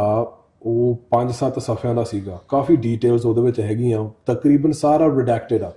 ਉਹਦੇ ਵਿੱਚ ਜਾਣਕਾਰੀ ਉਹਨੇ ਬਹੁਤ ਘੱਟ ਦਿੱਤੀ ਆ। ਉਹਦੇ ਵਿੱਚ ਇੱਕ ਉਹਨਾਂ ਨੇ ਗੱਲ ਕੀਤੀ ਸੀਗੀ ਵੀ ਇੰਡੀਅਨ ਸਟੇਟ ਦੀ ਐਸਪੀਰੇਸ਼ਨ ਆ ਤੇ ਪੂਰੀ ਕੋਸ਼ਿਸ਼ ਤੇ ਇੰਟੈਂਸ਼ਨ ਆ ਵੀ ਉਹਨਾਂ ਨੇ ਆਪਣੀ ਸਾਈਬਰ ਕੈਪੇਬਿਲਿਟੀਜ਼ ਕਿਸੇ ਨਾ ਕਿਸੇ ਤਰੀਕੇ ਦੇ ਨਾਲ ਵਧਾਉਣੀ ਹੈ। ਉਹਦੇ ਬਾਰੇ ਪੈਗਾਸਸ ਤੇ ਹੋਰ ਤਰੀਕਿਆਂ ਬਾਰੇ ਉਹਨਾਂ ਨੇ ਗੱਲਬਾਤ ਕੀਤੀ ਆ। ਉਹਦੇ ਵਿੱਚ ਇੱਕ ਲਾਈਨ ਹੈਗੀ ਆ ਵੀ ਇੰਡੀਅਨ ਸਟੇਟ ਦੀ ਪੂਰੀ ਇੰਟੈਂਸ਼ਨ ਆ, ਇਹ ਲਗਭਗ ਇਹੋ ਜਿਹੀ ਸ਼ਬਦਾਵਲੀ ਆ, ਇੰਡੀਅਨ ਸਟੇਟ ਦਾ ਆਬਜੈਕਟਿਵ ਆ, ਇੰਟੈਂਸ਼ਨ ਆ ਵੀ ਕੈਨੇਡਾ ਦੇ ਵਿੱਚ ਪ੍ਰੋ ਇੰਡੀਆ ਤੇ ਐਂਟੀ ਖਾਲਿਸਤਾਨੀ ਨੈਰੇਟਿਵ ਨੂੰ ਫਲਾਉਣ ਵਾਸਤੇ ਕੋਗਨੀਟਿਵ ਵਾਰਫੇਅਰ ਦੀ ਵਰਤੋਂ ਕੀਤੀ ਜਾਣੀ। ਓਕੇ, ਸੋ ਕੋਗਨੀਟਿਵ ਵਾਰਫੇਅਰ ਜਦੋਂ ਤੁਸੀਂ ਹੁਣ ਅਨਪੈਕ ਕਰਦੇ ਆ, ਆਪਾਂ ਸਾਈਕੋਲੋਜੀਕਲ ਆਪਰੇਸ਼ਨਸ ਆਪਾਂ ਬਹੁਤ ਸੁਣਦੇ ਆ ਵੀ ਮਨੋਵਿਗਿਆਨਕ ਹਮਲੇ ਹੁੰਦੇ ਆ, ਡਿਸਇਨਫੋਰਮੇਸ਼ਨ ਕੈਂਪੇਨ ਇਹਦੇ ਵਿੱਚ ਇੱਕ ਇਹਦਾ ਹਿੱਸਾ ਹੈਗਾ। ਸਾਈਕੋਲੋਜੀਕਲ ਵਾਰਫੇਅਰ ਜਾਂ ਆਪਰੇਸ਼ਨ ਦਾ ਮਤਲਬ ਇਹ ਆ ਵੀ ਤੁਸੀਂ ਲੋਕਾਂ ਨੂੰ ਭੰਬਲ ਭੁੱਸ 'ਚ ਕਿਵੇਂ ਪਾਉਣਾ, ਤੁਸੀਂ ਇਹਨਾਂ ਨੂੰ ਕਨਫਿਊਜ਼ ਕਿਵੇਂ ਕਰਨਾ, ਜਾਣਕਾਰੀ ਗਲਤ ਉਹਨਾਂ ਨੂੰ ਦੇਣੀ ਆ। ਜਿਹੜੀ ਕੋਗਨੀਟਿਵ ਵਾਰਫੇਅਰ ਆ ਇਹ ਬਹੁਤ ਹੋਰ ਬਰੀਕ ਅਤੇ ਬਹੁਤ it's way more dangerous then just psychological operations. ਉਹ ਕੋਗਨੀਟਿਵ ਵਾਰਫੇਅਰ ਨੇ ਟੈਕਨੋਲੋਜੀ ਨੂੰ, ਇੰਟਰਨੈਟ ਤੇ ਸੋਸ਼ਲ ਮੀਡੀਆ ਨੂੰ ਤੇ ਜਿਹੜੇ ਨਿਊਰੋ ਸਾਇੰਸ, ਜਿਹੜੇ ਦਿਮਾਗ ਦੀ ਜਿਹੜੀ ਸਾਇੰਸ ਵਿਗਿਆਨ ਹੈਗਾ, ਉਹਨੂੰ ਵਰਤ ਕੇ ਲੋਕਾਂ ਤੇ ਇਹੋ ਜਿਹਾ ਸਿਰਫ ਇਨਫੋਰਮੇਸ਼ਨ ਗਲਤ ਨਹੀਂ ਦੇਣੀ, ਉਹਨਾਂ ਦੀ ਬਿਹੇਵੀਅਰ, ਉਹਨਾਂ ਦੀ ਡਿਸੀਜਨ ਮੇਕਿੰਗ ਤੇ ਉਹਨਾਂ ਦੀ ਆਊਟਲੁੱਕ ਨੂੰ ਵੀ ਤੁਸੀਂ ਬਦਲਣਾ। ਬਿਲਕੁਲ। ਕੁਝ ਚਿਰ ਪਹਿਲਾਂ ਰਾਜਨਾਥ ਸਿੰਘ ਨੇ ਵੀ ਇਹੋ ਜਿਹੇ ਕੋਈ ਉਹਨੇ ਬਿਆਨ ਵੀ ਦਿੱਤਾ, ਉਹਦੀ ਵੀਡੀਓ ਵੀ ਹੈਗੀ ਕਿਤੇ ਸ਼ਾਇਦ ਇੰਟਰਨੈਟ ਤੇ ਪਈ ਹੋਊਗੀ, ਜਿਹਦੇ ਵਿੱਚ ਉਹ ਦੱਸ ਵੀ ਰਿਹਾ ਵੀ pretty much ਜਿਹੜਾ ਨੈਕਸਟ ਜਿਹੜਾ ਫਰੰਟੀਅਰ ਹੈਗਾ ਵਾਰਫੇਅਰ ਦਾ ਉਹ ਦਿਮਾਗ ਦਾ ਹੋਊਗਾ, ਮਾਈਂਡ ਦਾ ਹੋਊਗਾ, ਤੇ ਉਹ ਵੀ ਇਸ ਗੱਲ ਵੱਲ ਉਹਨੇ ਇਸ਼ਾਰਾ ਕੀਤਾ। ਸੋ ਇਹ ਸਾਰੀ ਜਿਹੜੀ ਵਾਇਲੈਂਸ ਦੀ ਮੁਹਿੰਮ ਸੀਗੀ ਇਹ ਬਹੁਤ ਇੰਟੈਂਸਿਟੀ ਦੇ ਨਾਲ ਡੈਮੋਨਸਟ੍ਰੇਟ ਕਰਦਾ ਇੰਡੀਆ ਦੀ ਕੈਪੇਬਿਲਿਟੀ, ਕੈਪੈਸਿਟੀ ਕਿੰਨੀ ਹੈਗੀ ਆ ਤੇ ਉਹਨਾਂ ਦੇ ਜਿਹੜੀ ਇੰਟੈਂਸ਼ਨ ਹੈਗੇ ਕਿੰਨੇ ਖਤਰਨਾਕ ਹੈਗੇ। ਪ੍ਰਭਜੋਤ ਸਿੰਘ ਜੀ, ਹੁਣ ਤੁਸੀਂ ਮਤਲਬ ਕੋਗਨੀਟਿਵ ਵਾਰਫੇਅਰ ਦੀ ਗੱਲ ਕੀਤੀ ਆ, ਮਤਲਬ ਹੁਣ ਤੱਕ ਦੇ ਜਿੰਨੇ ਤੱਥ ਸਾਡੇ ਸਾਹਮਣੇ ਆਏ ਆ, ਫੈਕਟ ਸਾਹਮਣੇ ਆਏ ਆ, ਤਾਂ ਉਦੋਂ ਇਹ ਲੱਗ ਰਿਹਾ ਵੀ ਇੰਡੀਆ ਜਿਹੜਾ ਆ ਉਹਦੀ ਜਿਹੜੀ ਫੋਰਨ ਪੋਲਿਸੀ ਹੈ ਇਸ ਟਾਈਮ ਉਹ ਟੋਟਲੀ ਕੰਸਨਟਰੇਟ ਹੋ ਗਈ ਆ ਸਿੱਖਾਂ ਦੇ ਉੱਤੇ। ਵੀ ਨਰਿੰਦਰ ਮੋਦੀ ਵੈਸਟਰਨ ਕਿਸੇ ਵੀ ਮੁਲਕ ਦੇ ਵਿੱਚ ਜਾਵੇ ਤਾਂ ਉਹਦੇ ਨਾਲ ਨਾਲ ਸਿੱਖ ਨਾਲੇ ਜਾਂਦੇ ਆ, ਭਾਵੇਂ ਉਹ ਸਟੇਟਮੈਂਟ ਦੇਵੇ ਜਾਂ ਸਾਹਮਣੇ ਕੋਈ ਹੋਰ ਸਟੇਟਮੈਂਟ ਦੇਵੇ। ਤਾਂ ਮਤਲਬ ਤੁਸੀਂ ਇਹਦੇ ਪਿੱਛੇ ਕੀ ਕਾਰਨ ਸਮਝ ਰਹੇ ਹੋ ਵੀ ਇਹ ਸਮਝਿਆ ਜਾਵੇ ਵੀ ਜਿਹੜੀ ਸਿੱਖ ਮੂਵਮੈਂਟ ਆ ਉਹ ਸਟਰੋਂਗ ਹੋਈ ਆ, ਜਿਹੜਾ ਸਿੱਖ ਜਿਹੜੀ ਸੈਪਰੇਟਿਜ਼ਮ ਦੀ ਮੂਵਮੈਂਟ ਜਿਹਨੂੰ ਉਹ ਕਹਿੰਦੇ ਆ, ਖਾਲਿਸਤਾਨ, ਵੀ ਉਹ ਜਿਹੜੀ ਜੀਓ ਪੋਲੀਟਿਕਸ ਉਸ ਖਿੱਤੇ 'ਚ ਬਣ ਰਹੀ ਆ, ਉਹਨਾਂ ਉਹਦੇ ਲਈ ਵੱਡੀ ਸਪੇਸ ਕ੍ਰੀਏਟ ਕੀਤੀ ਆ। ਮਤਲਬ ਕੀ ਅੰਦਾਜ਼ਾ ਲਾ ਰਹੇ ਹੋ ਤੁਸੀਂ ਵੀ ਕਿਉਂ ਇੰਡੀਆ ਜਿਹੜਾ ਆ ਵੀ ਉਹਨੇ ਸਿੱਖਾਂ ਆਪਣੀ ਸਾਰੀ ਫੋਰਨ ਪੋਲਿਸੀ ਜਿਹੜੀ ਆ ਉਹ ਸਿੱਖਾਂ ਦੇ ਉੱਤੇ ਕੇਂਦਰਿਤ ਕਰ ਲਈ ਆ? ਸੋ ਇਹ ਗੱਲਬਾਤ ਨੂੰ ਜਾਂ ਜਵਾਬ ਦੇਣ ਤੋਂ ਸ਼ੁਰੂਆਤ ਜਿਹੜੀ ਮੈਂ ਕਰਨੀ ਆ ਜਿਹੜੇ ਸੀਸਸ ਦਾ ਇੱਕ ਡਾਕੂਮੈਂਟ ਆ, ਕਿਉਂਕਿ ਜਦੋਂ ਹੁਣ ਸਾਡੇ ਵਰਗੇ ਕੋਈ ਇਹੋ ਜਿਹੀ ਗੱਲਬਾਤ ਕਰਦੇ ਤਾਂ ਉਹਦੀ ਕਹਿ ਲਓ ਪ੍ਰਮਾਣਿਕਤਾ ਨਹੀਂ ਹੁੰਦੀ ਜਾਂ ਲੋਕੀ ਨਹੀਂ ਸੁਣਦੇ। ਹੁਣ ਕੈਨੇਡੀਅਨ ਇੰਟੈਲੀਜੈਂਸ ਏਜੰਸੀ ਦੇ ਡਾਕੂਮੈਂਟ ਦੇ ਵਿੱਚ ਉਹਨਾਂ ਨੇ ਬਰੀਫਿੰਗ ਦਿੱਤੀ ਹੈ ਸੀਨੀਅਰ ਲੈਵਲ ਤੇ ਸਾਰੇ ਜਿਹੜੇ ਡੈਪੂਟੀ ਮਿਨਿਸਟਰਸ ਹੈਗੇ ਆ, ਉਹਦੇ ਵਿੱਚ ਇਹੋ ਜਿਹੀ ਇੱਕ ਲਾਈਨ ਹੈਗੀ ਆ, the Hindu centric government of India engages in foreign interference and one of their objectives is to counter the influence of Sikhs in Canadian politics. ਸਮੁੱਚੇ ਰੂਪ ਦੇ ਵਿੱਚ ਸਿੱਖਾਂ ਦਾ ਜੋ ਵੀ ਕੈਨੇਡੀਅਨ ਪਬਲਿਕ ਲਾਈਫ ਤੇ ਪੋਲਿਟਿਕਸ ਦੇ ਵਿੱਚ ਜਿੰਨਾ ਵੀ ਪ੍ਰਭਾਵ ਹੈਗਾ ਉਹਨੂੰ ਕਾਊਂਟਰ ਕਰਨਾ, ਉਹਨੂੰ ਖਤਮ ਕਰਨਾ, ਉਹਨੂੰ ਕਾਬੂ 'ਚ ਪਾਉਣਾ, ਨੱਥ ਪਾਉਣੀ ਹੈ। ਜਿਵੇਂ ਮੈਂ ਸ਼ੁਰੂਆਤ ਦੇ ਵਿੱਚ ਕਿਹਾ ਸੀਗਾ, ਇੰਡੀਅਨ ਸਟੇਟ ਸਿੱਖਾਂ ਨੂੰ, ਕੈਨੇਡੀਅਨ ਸਿੱਖਾਂ ਨੂੰ ਤੇ ਪੰਜਾਬ ਦੇ ਸਿੱਖਾਂ ਨੂੰ ਵੱਖ ਕਰਕੇ ਨਹੀਂ ਵੇਖ ਰਹੀ, ਸਿੱਖਾਂ ਨੂੰ ਇੱਕ ਸਮੁੱਚੇ ਰੂਪ ਦੇ ਵਿੱਚ ਵੇਖ ਕੇ ਆਪਣੀ ਸਾਰੀ ਜੋ ਵੀ ਐਕਟੀਵਿਟੀ ਆ ਇਸ ਤਰੀਕੇ ਨਾਲ ਕਰ ਰਹੀ ਹੈ। ਇਹਦੇ ਵਿੱਚ ਮੈਂ ਕਹੂੰਗਾ ਵੀ ਆਪਾਂ ਸ਼ੁਰੂਆਤ ਦੇ ਵਿੱਚ ਆਪਾਂ ਇਸ਼ਾਰਾ ਹੀ ਕੀਤਾ ਸੀਗਾ ਵੀ ਜਿਹੜੇ ਜਿਓਪੋਲੀਟੀਕਲ ਹਾਲਾਤ ਬਣੇ ਹੈਗੇ ਆ, ਜਿਹੜੀ ਸੈਂਟਰ ਆਫ ਗ੍ਰੈਵਿਟੀ ਬਣ ਰਹੀ ਆ, ਜਿਹੜਾ ਹੁਣ ਵਰਲਡ ਵਾਰ 2 ਤੋਂ ਬਾਅਦ ਜਿਹੜਾ ਵਰਲਡ ਆਰਡਰ ਬਣਿਆ ਸੀਗਾ ਜਿਹਦੇ ਵਿੱਚ ਪੱਛਮ ਦੀ ਸਰਦਾਰੀ ਸੀਗੀ, ਉਹਦੇ ਵਿੱਚ ਹੁਣ ਚੀਨ ਨੇ ਪੂਰੀ ਜਿੱਦਾਂ ਉਹਨਾਂ ਦੀ ਸੰਨ ਲਾਤੀ ਆ। ਐਗਜ਼ੈਕਟਲੀ। ਸੋ ਹੁਣ ਜੇ ਕੰਪੀਟੀਸ਼ਨ ਤੇ ਕੌਨਫਲਿਕਟ ਦਾ ਟਾਈਮ ਵੱਧ ਰਿਹਾ, ਉਹਦੇ ਵਿੱਚ ਜੇ ਤੁਸੀਂ ਏਸ਼ੀਅਨ ਖਿੱਤੇ ਨੂੰ ਤੁਸੀਂ ਵੇਖਦੇ ਆ, the global GDP, 2/3 of the global GDP is going to be in this Asian region in the next 20 to 30 years. So economic ਕਾਰਨਾਂ ਕਰਕੇ ਆਪਣੇ ਖਿੱਤੇ ਦੀ ਅਹਿਮੀਅਤ ਬਹੁਤ ਜ਼ਿਆਦਾ ਵਧੀ ਹੈ। ਹੁਣ ਜੇ ਮਿਲਟਰੀ ਕਨਫਰੰਟੇਸ਼ਨ ਹੋਣਾ ਚੀਨ ਦੇ ਨਾਲ, ਫਿਰ ਨੈਚੁਰਲੀ ਫਿਰ ਚੀਨ ਦੀ ਘੇਰਾਬੰਦੀ ਵੀ ਕਰਨੀ ਪਊ ਕਿਸੇ ਤਰੀਕੇ ਨਾਲ, ਤੇ ਪੱਛਮੀ ਤਾਕਤਾਂ ਨੂੰ ਕੁਝ ਹਿੱਸੇਦਾਰ, ਕੁਝ ਸਹਿਯੋਗੀ ਚਾਹੀਦੇ ਆ ਉਸ ਖਿੱਤੇ ਦੇ ਵਿੱਚ, ਤੇ ਸਾਰੀਆਂ ਦੀਆਂ ਅੱਖਾਂ ਇੰਡੀਆ ਤੇ ਟਿਕੀਆਂ ਹੈਗੀਆਂ ਵੀ ਇੰਡੀਆ ਉਹ ਸਾਡੇ ਵਾਸਤੇ ਬਣੂਗਾ। ਜੇ ਇਸ ਖਿੱਤੇ ਦੇ ਵਿੱਚ ਹੁਣ ਕੋਈ ਵੀ ਟੱਕਰ ਹੁੰਦੀ ਆ, ਕੋਈ ਕਨਫਲਿਕਟ ਪੈਦਾ ਹੁੰਦਾ, ਤਾਂ ਉਹ ਜਿਹੜੇ ਮਿਲਟਰੀ ਸਪਲਾਈ ਲਾਈਨਸ ਹੈਗੇ ਆ ਪੰਜਾਬ ਦੇ ਵਿੱਚ, ਪੰਜਾਬ ਦੀ ਅਹਿਮੀਅਤ ਬਹੁਤ ਜ਼ਿਆਦਾ ਵੱਧ ਜਾਂਦੀ ਆ, ਕਿਉਂਕਿ ਉਹ ਮਿਲਟਰੀ ਸਪਲਾਈ ਲਾਈਨਸ ਜੇ ਹੁਣ ਲਦਾਖ ਦੇ ਵਿੱਚ, ਕਸ਼ਮੀਰ ਦੇ ਵਿੱਚ, ਜਿੱਥੇ ਹੁਣ ਚੀਨ ਨੇ ਸੀਪੈਕ ਕੱਢਣੀ ਆ ਪਾਕਿਸਤਾਨ ਦੇ ਵਿੱਚ ਦੀ, ਉਹ pretty much Punjab is on the front lines there. ਜੇ ਵਪਾਰ ਦੇ ਲਾਂਘੇ ਖੁੱਲ੍ਹਣੇ ਆ ਇਸ ਖਿੱਤੇ ਦੇ ਵਿੱਚ ਤਾਂ ਉਹ ਵੀ ਪੰਜਾਬ ਦੇ ਵਿੱਚ ਖੁੱਲ੍ਹਣੇ ਆ। ਤੀਜੀ ਜਿਹੜੀ ਸਿੱਖਾਂ ਦੀ ਕਲੈਕਟਿਵ ਤੌਰ ਤੇ ਜਿਹੜੀ ਆਪਣੀ ਸਮਰੱਥਾ ਹੈਗੀ ਹੈ ਦਿੱਲੀ ਤਾਕਤ ਨੂੰ ਟੱਕਰ ਦੇਣ ਦੀ, ਉਹ ਤਾਂ ਹੁਣ ਕਿਸਾਨ ਮੋਰਚੇ ਦੀ ਉਦਾਹਰਨ ਸਾਰੇ ਦੇ ਰਹੇ ਆ, ਪਰ ਇਹ ਹੁਣ ਲਗਭਗ ਪਿਛਲੇ ਕਈ ਸਦੀਆਂ ਤੋਂ, ਭਾਵੇਂ ਮੁਗਲ ਹੋਣ, ਭਾਵੇਂ ਪਠਾਨ ਹੋਣ, ਭਾਵੇਂ ਅੰਗਰੇਜ਼ ਹੋਣ, ਭਾਵੇਂ ਹੁਣ ਅੱਜ ਦੇ ਵਿਪਰ ਹੋਣ, ਜੇ ਕਿਸੇ ਨੇ ਦਿੱਲੀ ਤਖਤ ਤੇ ਬਿਰਾਜਮਾਨ ਕਿਸੇ ਵੀ ਧਿਰ ਨੂੰ ਟੱਕਰ ਦਿੱਤੀ ਆ ਤਾਂ ਸਿੱਖਾਂ ਨੇ ਦਿੱਤੀ ਆ। ਸੋ ਉਹ ਜਿਹੜੀ ਹੁਣ ਪੋਲੀਟੀਕਲ ਕਪੈਸਿਟੀ ਆ ਉਹ ਸਾਰੀ ਦੁਨੀਆ ਵੇਖ ਰਹੀ ਆ, ਸਿਰਫ ਇੰਡੀਆ ਨਹੀਂ। ਜੋ ਇਹ ਸਾਰਾ ਰੌਲਾ ਚੱਲਿਆ ਵਾ ਮੀਡੀਆ ਦੇ ਵਿੱਚ, ਇੰਟਰਨੈਸ਼ਨਲ ਮੀਡੀਆ ਦੇ ਵਿੱਚ ਤੇ ਡਿਪਲੋਮੇਸੀ ਦੇ ਵਿੱਚ, ਸਿੱਖ, ਪੰਜਾਬ, ਖਾਲਿਸਤਾਨ ਸਾਰੇ ਹੁਣ ਸੈਂਟਰ ਦੇ ਵਿੱਚ ਆਏ ਹੈਗੇ। ਸੋ ਇਹ ਤੋਂ ਸਾਨੂੰ ਸਮਝ ਲੈਣਾ ਚਾਹੀਦਾ ਵੀ ਜੋ ਗੁਰੂ ਖਾਲਸਾ ਪੰਥ ਹੈਗਾ, ਜੋ ਪੰਜਾਬ ਆ, ਉਹ ਜਿਹੜੇ ਬਣ ਰਹੀ ਵਰਲਡ ਆਰਡਰ ਆ, ਜਿਹੜਾ ਦੁਨੀਆ ਦਾ ਜਿਹੜਾ ਭਵਿੱਖ ਆ, ਉਹਦੇ ਵਿੱਚ ਸਿੱਖਾਂ ਦੀ ਮੁੱਖ ਭੂਮਿਕਾ ਹੋਣੀ ਹੈ। ਤੇ ਇੰਡੀਅਨ ਸਟੇਟ ਨੂੰ ਪਤਾ ਵੀ ਇਹ ਜਿਹੜੀ ਸਾਨੂੰ ਡੋਮੈਸਟਿਕ ਥ੍ਰੈਟ ਆ, ਜੇ ਸਾਨੂੰ ਕੋਈ ਟੱਕਰ ਦੇ ਸਕਦਾ ਤਾਂ ਸਿੱਖ ਆ, ਤਾਂ ਸਾਨੂੰ ਇਹਨਾਂ ਨੂੰ ਕਾਬੂ ਕਰਨਾ ਪਊ ਕਿਸੇ ਨਾ ਕਿਸੇ ਤਰੀਕੇ ਦੇ ਨਾਲ। ਤੇ ਉਹ ਪੰਜਾਬ ਦੇ ਵਿੱਚ ਲਗਾਤਾਰ ਪਿਛਲੇ ਕਈ ਸਾਲਾਂ ਤੋਂ ਸਾਨੂੰ ਪਤਾ ਵੀ ਸਾਈਕੋਲੋਜੀਕਲ ਆਪਰੇਸ਼ਨਸ ਰਾਹੀਂ, ਕੋਗਨੀਟਿਵ ਵਾਰਫੇਅਰ ਰਾਹੀਂ ਤੇ ਹੋਰ ਵੱਖ-ਵੱਖ ਪੋਲੀਟੀਕਲ ਛਲਾਵਿਆਂ ਦੇ ਰਾਹੀਂ ਸਿੱਖਾਂ ਨੂੰ ਕਿਸ ਤਰੀਕੇ ਦੇ ਨਾਲ ਖਦੇੜਨ ਦੀ ਕੋਸ਼ਿਸ਼ ਕਰ ਰਹੇ ਆ। ਪਰ ਉਹਨਾਂ ਨੂੰ ਇਹ ਵੀ ਪਤਾ ਵੀ ਜੋ ਸਿੱਖਾਂ ਦੀ ਜਿਹੜੀ ਉਹਨਾਂ ਦਾ ਵਜੂਦ ਆ, ਉਹ ਸਿਰਫ ਪੰਜਾਬ ਦੇ ਵਿੱਚ ਇੰਡੀਆ ਦੀ ਕੈਦ ਤੋਂ ਬਾਹਰ ਬਹੁਤ ਸਾਰੇ ਸਿੱਖ ਆ ਜਿਨ੍ਹਾਂ ਦੀ ਪੋਲੀਟੀਕਲ ਕਪੈਸਿਟੀ, ਸਮਰੱਥਾ ਹੈਗੀ ਆ। ਸੋ ਉਹਨਾਂ ਨੂੰ ਇੱਕ ਕਹਿ ਲਓ ਵੀ ਇੱਕ ਹੋਲਿਸਟਿਕ ਤੇ ਕੰਪਰੀਹੈਂਸਿਵ ਨੀਤੀ ਉਹਨਾਂ ਨੇ ਘੜੀ ਹੈਗੀ ਆ, ਦੁਨੀਆ ਭਰ ਦੇ ਸਿੱਖਾਂ ਨੂੰ ਕਿਸ ਤਰੀਕੇ ਨਾਲ ਆਪਾਂ ਕਾਬੂ ਕਰਨਾ, ਬੇਸਿਕਲੀ ਨਿਊਟਰਲਾਈਜ਼ ਕਰਨਾ ਚਾਹੁੰਦੇ ਆ ਉਹ ਸਿੱਖਾਂ ਨੂੰ। ਵੀ ਜਿਹੜੀ ਸਾਰੀ ਜੀਓਪੋਲੀਟੀਕਲ ਇਹ ਮਤਲਬ ਇੰਡੀਆ ਇਹ ਸਮਝ ਰਿਹਾ ਕਿ ਜਿਹੜੀ ਜੀਓਪੋਲੀਟੀਕਲ ਸਿਚੁਏਸ਼ਨ ਡਿਵੈਲਪ ਹੋ ਰਹੀ ਹੈ ਉਸ ਖਿੱਤੇ 'ਚ, ਉਹਦੇ 'ਚ ਉਹ ਸਿੱਖਾਂ ਨੂੰ ਆਪਣੇ ਐਂਟੀ ਧਿਰ ਸਮਝ ਰਿਹਾ ਤੇ ਉਸ ਧਿਰ ਨੂੰ ਨਿਊਟਰਲਾਈਜ਼ ਕਰਨਾ ਚਾਹੁੰਦਾ। ਬਿਲਕੁਲ। ਤੇ ਉਹਦੇ ਲਈ ਉਹ ਇਹ ਸਮਝਦਾ ਵੀ ਜਿਹੜਾ ਡਾਇਸਪੋਰਾ ਸਿੱਖ ਆ ਉਹ ਇੱਕ ਇੰਪੋਰਟੈਂਟ ਆਸਪੈਕਟ ਆ ਸਿੱਖ ਜਿਹੜਾ ਕਲੈਕਟਿਵ ਆ ਉਹਦਾ, ਤੇ ਇਸ ਕਰਕੇ ਉਹ ਡਾਇਸਪੋਰਾ ਸਿੱਖਾਂ ਦੇ ਉੱਤੇ ਹਮਲਾ ਕਰ ਰਿਹਾ। ਜੋ ਮੈਂ ਗੱਲ ਤੁਹਾਡੀ ਸਮਝਿਆ ਵੀ ਤੁਸੀਂ ਇਹ ਗੱਲ ਕਰਨੀ ਚਾਹੁੰਦੇ ਹੋ। ਹਾਂ ਬਿਲਕੁਲ ਇਦਾਂ ਹੀ। ਤੇ ਹੁਣ ਅਸੀਂ ਲਗਭਗ ਸਾਡੀ ਇੰਟਰਵਿਊ ਦਾ ਸਮਾਂ ਵੀ ਸਮਾਪਤੀ ਵੱਲ ਨੂੰ ਵਧ ਰਿਹਾ, ਤੇ ਮਤਲਬ ਇੰਡੀਆ ਨੇ ਇੱਕ ਤਰ੍ਹਾਂ ਦੇ ਨਾਲ ਵਾਰਫੇਅਰ ਸਿੱਖਾਂ ਦੇ ਉੱਤੇ ਵਿੱਢਤੀ ਆ। ਅਸੀਂ ਦੇਖਦੇ ਹਾਂ ਵੀ 95 ਤੱਕ ਪੰਜਾਬ ਦੇ ਵਿੱਚ ਵੱਡੇ ਪੱਧਰ ਦੇ ਮਤਲਬ ਸਟਰਗਲ ਸੀ ਸਿੱਖਾਂ ਦੀ, ਤੇ ਉੱਥੇ ਹਿਊਮਨ ਰਾਈਟਸ ਵਾਇਲੇਸ਼ਨਸ ਹੋਣੀਆਂ, ਸਿੱਖ ਨੌਜਵਾਨਾਂ ਦਾ ਕਤਲੇਆਮ ਕਰਨਾ। ਪਰ ਉਹ ਤੋਂ ਬਾਅਦ ਇੱਕ ਹੁਣ ਸਿੱਖ ਉੱਥੋਂ ਉਸੇ ਟਾਈਮ ਪੀਰੀਅਡ ਦੇ ਵਿੱਚ ਵੱਧ ਉੱਜੜ ਕੇ ਬਾਹਰ ਆਏ ਆ, ਪ੍ਰਵਾਸ ਕੀਤਾ ਸਿੱਖਾਂ ਨੇ, ਜਿਹੜਾ ਕਿ ਹਰ ਥਾਂ ਦੇ ਉੱਤੇ ਜਿੱਥੇ ਵੀ ਵਾਇਲੈਂਸ ਹੁੰਦੀ ਆ ਇਹ ਚੀਜ਼ ਵਾਪਰਦੀ ਆ। ਹੁਣ ਸਿੱਖ ਡਾਇਸਪੋਰਾ ਸਟਰੋਂਗ ਹੋ ਗਿਆ ਤੇ ਉਹਨਾਂ ਦੇ ਉੱਤੇ ਹੁਣ ਡਾਇਸਪੋਰਾ 'ਚ ਵੀ ਅਟੈਕ ਹੋ ਰਹੇ ਆ, ਜਿਹੜਾ ਕਿ ਸਾਰੇ ਫਾਈਜ਼ ਕਲੀਅਰ ਕਰ ਰਹੀ ਆ ਕਿ ਹੋ ਰਹੇ ਆ। ਤਾਂ ਪ੍ਰਭਜੋਤ ਸਿੰਘ ਜੀ, ਹੁਣ ਇਹ ਆ ਵੀ ਅੱਗੇ ਅਪਰੋਚ ਕੀ ਹੋਵੇ, ਮਤਲਬ ਸਿੱਖ ਆਰਗੇਨਾਈਜੇਸ਼ਨਸ ਦੀ, ਸਿੱਖ ਕਲੈਕਟਿਵ ਦੀ, ਮੈਂ ਪੂਰੇ ਖਾਲਸਾ ਪੰਥ ਦੀ ਗੱਲ ਕਰਾਂ ਵੀ ਜਦੋਂ ਤੁਹਾਨੂੰ ਇਹ ਸਪਸ਼ਟ ਆ ਵੀ ਇੰਡੀਆ ਨੇ ਤੁਹਾਨੂੰ ਇੱਕ ਐਨਮੀ ਡਿਕਲੇਅਰ ਕਰਤਾ, ਤੁਹਾਡੇ ਨਾਲ ਉਹ ਜੰਗ ਉਸ ਤਰੀਕੇ ਨਾਲ ਲੜ ਰਹੇ ਆ, ਤਾਂ ਫਿਰ ਸਿੱਖਾਂ ਦਾ ਰਿਐਕਸ਼ਨ, ਤੁਸੀਂ ਰਿਐਕਸ਼ਨ ਕਹਿ ਸਕਦੇ ਹੋ ਜਾਂ ਮੋੜਵਾਂ ਜਿਹੜਾ ਮਤਲਬ ਐਕਸ਼ਨ ਆ ਵੀ ਉਹ ਕਿਹੋ ਜਿਹਾ ਹੋਵੇ, ਸਿੱਖਾਂ ਦਾ ਕੀ ਅਪਰੋਚ ਲੈਣੀ ਚਾਹੀਦੀ ਹੈ?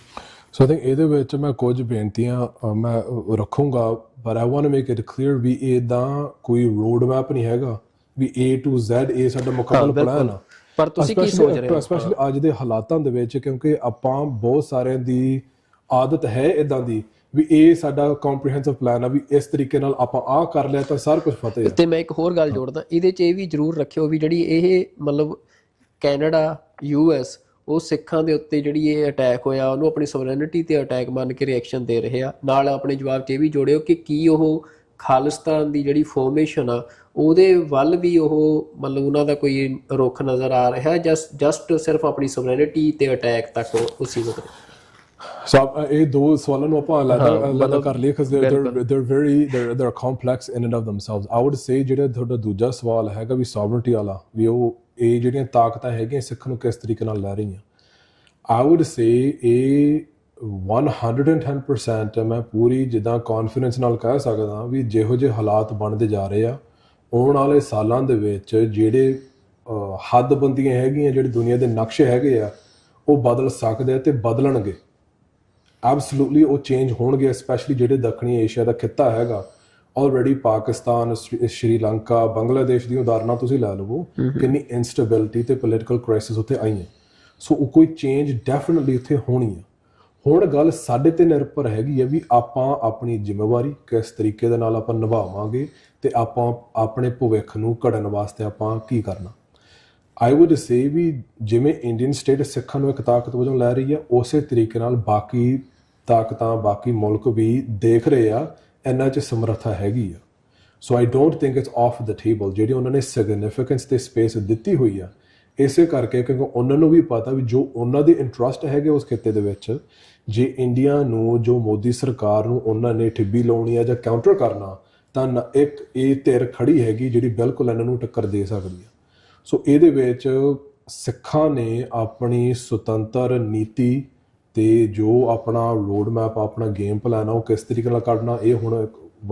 ਹੋਰ ਸਵਾਲ ਹੈਗਾ। ਪਰ ਆਈ ਥਿੰਕ ਉਹਦੀ ਪੋਸੀਬਿਲਿਟੀ ਤੇ ਉਹਦੀ ਸਪੇਸ ਬਿਲਕੁਲ ਬਣੀ ਹੈਗੀ। ਮਤਲਬ ਤੁਸੀਂ ਇਹ ਸਪਸ਼ਟ ਕਰ ਰਹੇ ਹੋ ਕਿ ਇਹ ਜਿਹੜੇ ਮੁਲਕ ਨੇ, ਕੈਨੇਡਾ, US, ਉਹਨਾਂ ਦੀ ਅਪਰੋਚ ਸਿਰਫ ਆਪਣੀ ਸਵਰੈਨਿਟੀ ਤੇ ਅਟੈਕ ਨੂੰ ਰੋਕਣ ਤੱਕ ਨਹੀਂ, ਬਲਕਿ ਉਸ ਖਿੱਤੇ ਦੇ ਜੀਓਪੋਲਿਟੀਕਲ ਇੰਪਲੀਕੇਸ਼ਨਸ ਤੱਕ। ਬਿਲਕੁਲ, ਜਿਹੜੀ ਉਹਨਾਂ ਦੀ ਸੋਵਰਨਟੀ ਇੱਕ ਤਾਂ ਬਿਲਕੁਲ ਹੈਗਾ ਵੀ ਉਹ ਲੋਕਾਂ ਨੂੰ ਦਿਖਾਉਣਾ ਚਾਹੁੰਦੇ ਆ ਵੀ ਕੋਈ ਸਾਡੇ ਮੁਲਕ 'ਚ ਆ ਕੇ ਇਹੋ ਜਿਹੀ ਕੋਈ ਘਟਨਾ ਨਹੀਂ ਕਰ ਸਕਦਾ। ਪਰ ਜਿਹੜੀ ਵੱਡੀ ਗੱਲ ਹੈਗੀ ਆ, ਬਿਲਕੁਲ ਉਸ ਖਿੱਤੇ ਦੇ ਭਵਿੱਖ ਦੇ ਮੱਦੇਨਜ਼ਰ ਹੀ ਜੋ ਵੀ ਐਕਟੀਵਿਟੀ ਕਰ ਰਹੇ ਆ ਉਸ ਤਰੀਕੇ ਨਾਲ ਕਰ ਰਿਹਾ ਵੀ ਇਹ ਆਉਣ ਵਾਲੇ ਸਾਲਾਂ ਦੇ ਵਿੱਚ ਸਾਊਥ ਏਸ਼ੀਆ ਦੇ ਵਿੱਚ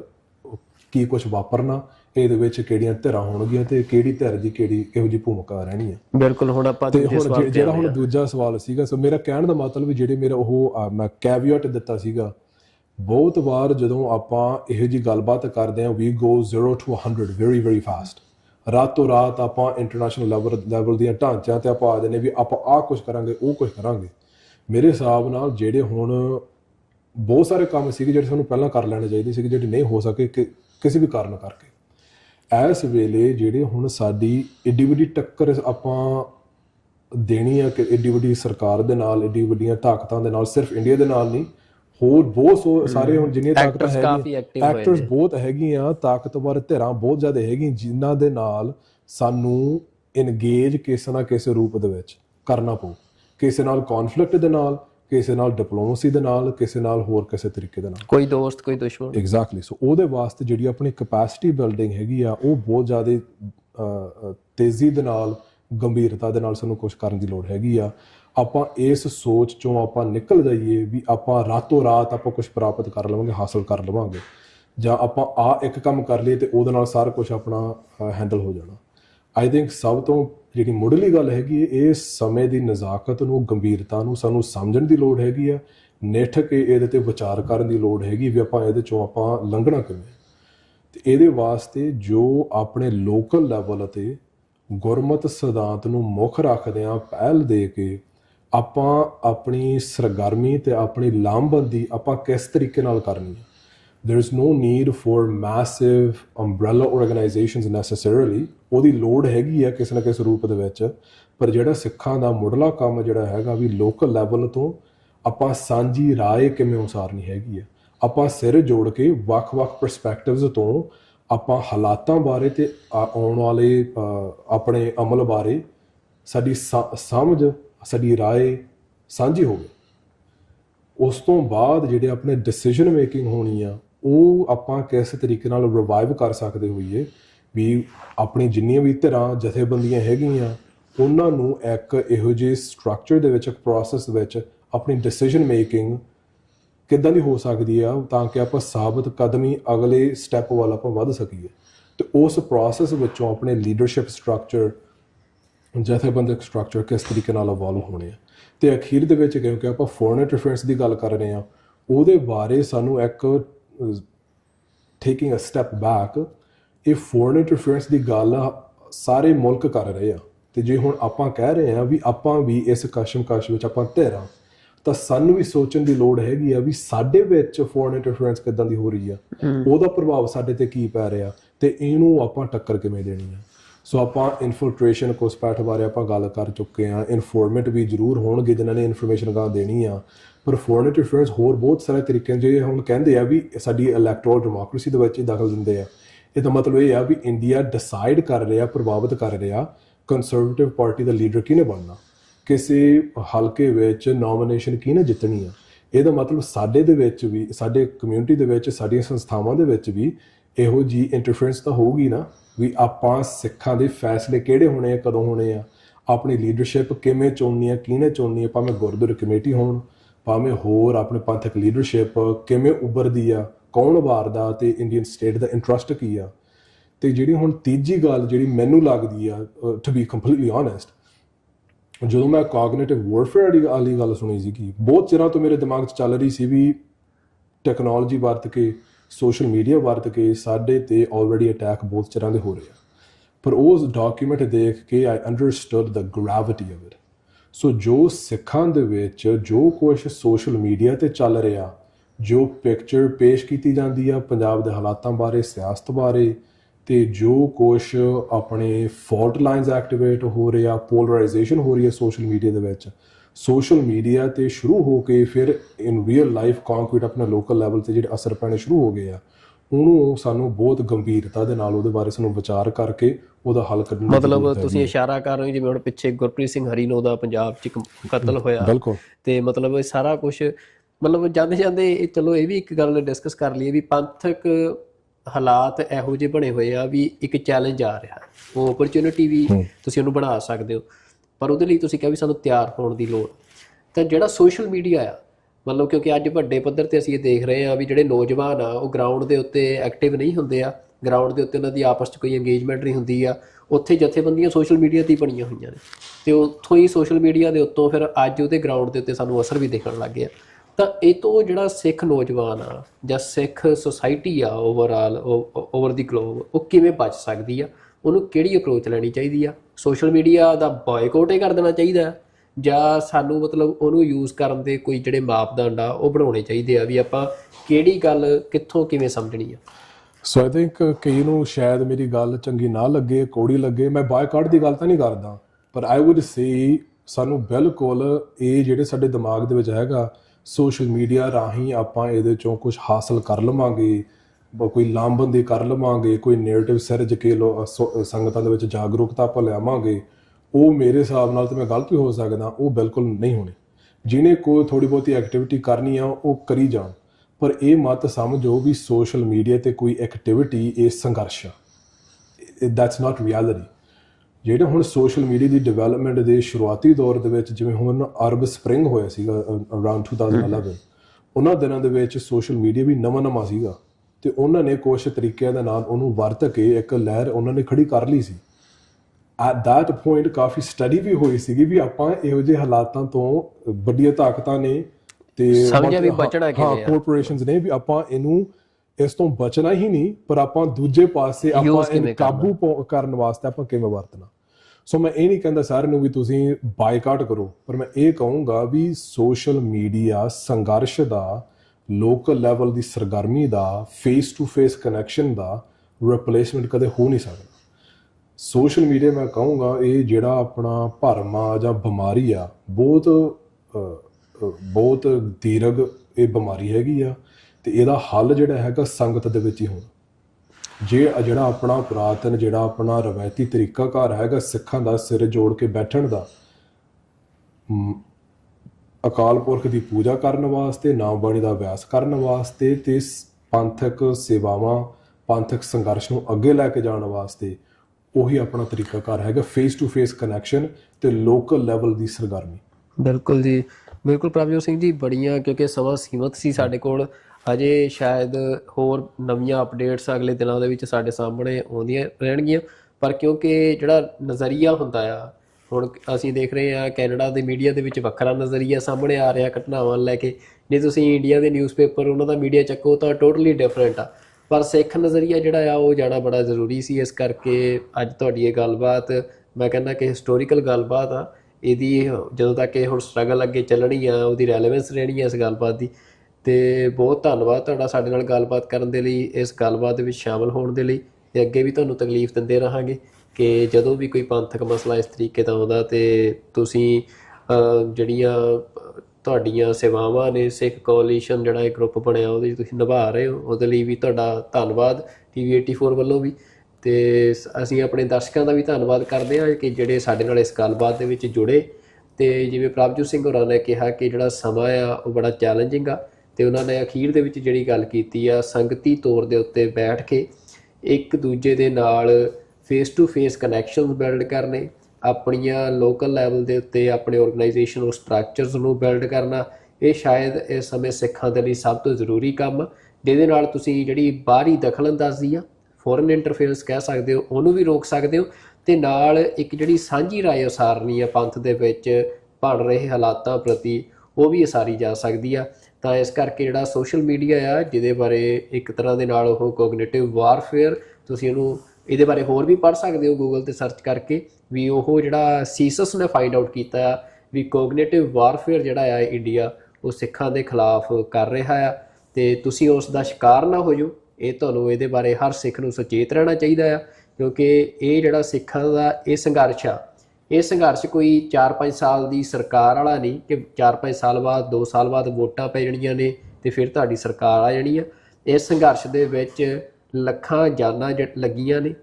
ਮਤਲਬ ਕਿੰਨੇ ਘਰ ਸਾਡੇ ਉਜੜੇ ਆ, ਕਿੰਨੀਆਂ ਸਾਡੀਆਂ ਮਾਵਾਂ ਧੀਆਂ ਬੇਪੱਤ ਹੋਈਆਂ ਨੇ। ਤਾਂ ਇਸ ਕਰਕੇ ਜਿਹੜਾ ਇਹ ਸੰਘਰਸ਼ ਹੈ ਇਹਦੀ ਅਹਿਮੀਅਤ ਨੂੰ ਜ਼ਰੂਰ ਸਮਝੀਏ, ਤੇ ਸਿੱਖ ਨੌਜਵਾਨ ਵੀ ਜਿਹੜੇ ਆ ਉਹ ਮੁੜ ਆਪਣੀਆਂ ਰੂਹ ਰੀਤਾਂ ਵੱਲ ਨੂੰ ਪਰਤਣ, ਤੇ ਸੰਘਰਸ਼ ਦੀ ਜਿਹੜੀ ਡੂੰਘਾਈ ਆ ਉਹਨੂੰ ਸਮਝਦੇ ਆ ਆਪੋ ਆਪਣੀਆਂ ਜ਼ਿੰਮੇਵਾਰੀਆਂ ਨਿਭਾਉਣ। ਤੇ TV 84 ਦੇ ਰਾਹੀਂ ਅਸੀਂ ਇਹ ਯਤਨ ਕਰਦੇ ਰਹਾਂਗੇ ਕਿ ਪੰਥ ਦੀ, ਪੰਜਾਬ ਦੀ ਜਿਹੜੀ ਆਵਾਜ਼ ਆ ਉਹ ਲੋਕਾਂ ਤੱਕ ਪਹੁੰਚਦੀ ਰਹੇ, ਇੱਕ ਜਿਹੜਾ ਸੱਚਾ ਨੈਰੇਟਿਵ ਆ ਉਹ ਤੁਹਾਡੇ ਤੱਕ ਪਹੁੰਚਦਾ ਰਹੇ। ਤੇ ਸਾਡੇ ਨਾਲ ਜੁੜਨ ਲਈ ਤੁਹਾਡਾ ਵੀ ਧੰਨਵਾਦ ਭਾਈ। ਧੰਨਵਾਦ ਜੀ। ਵਾਹਿਗੁਰੂ ਜੀ ਕਾ ਖਾਲਸਾ, ਵਾਹਿਗੁਰੂ ਜੀ ਕੀ ਫਤਿਹ।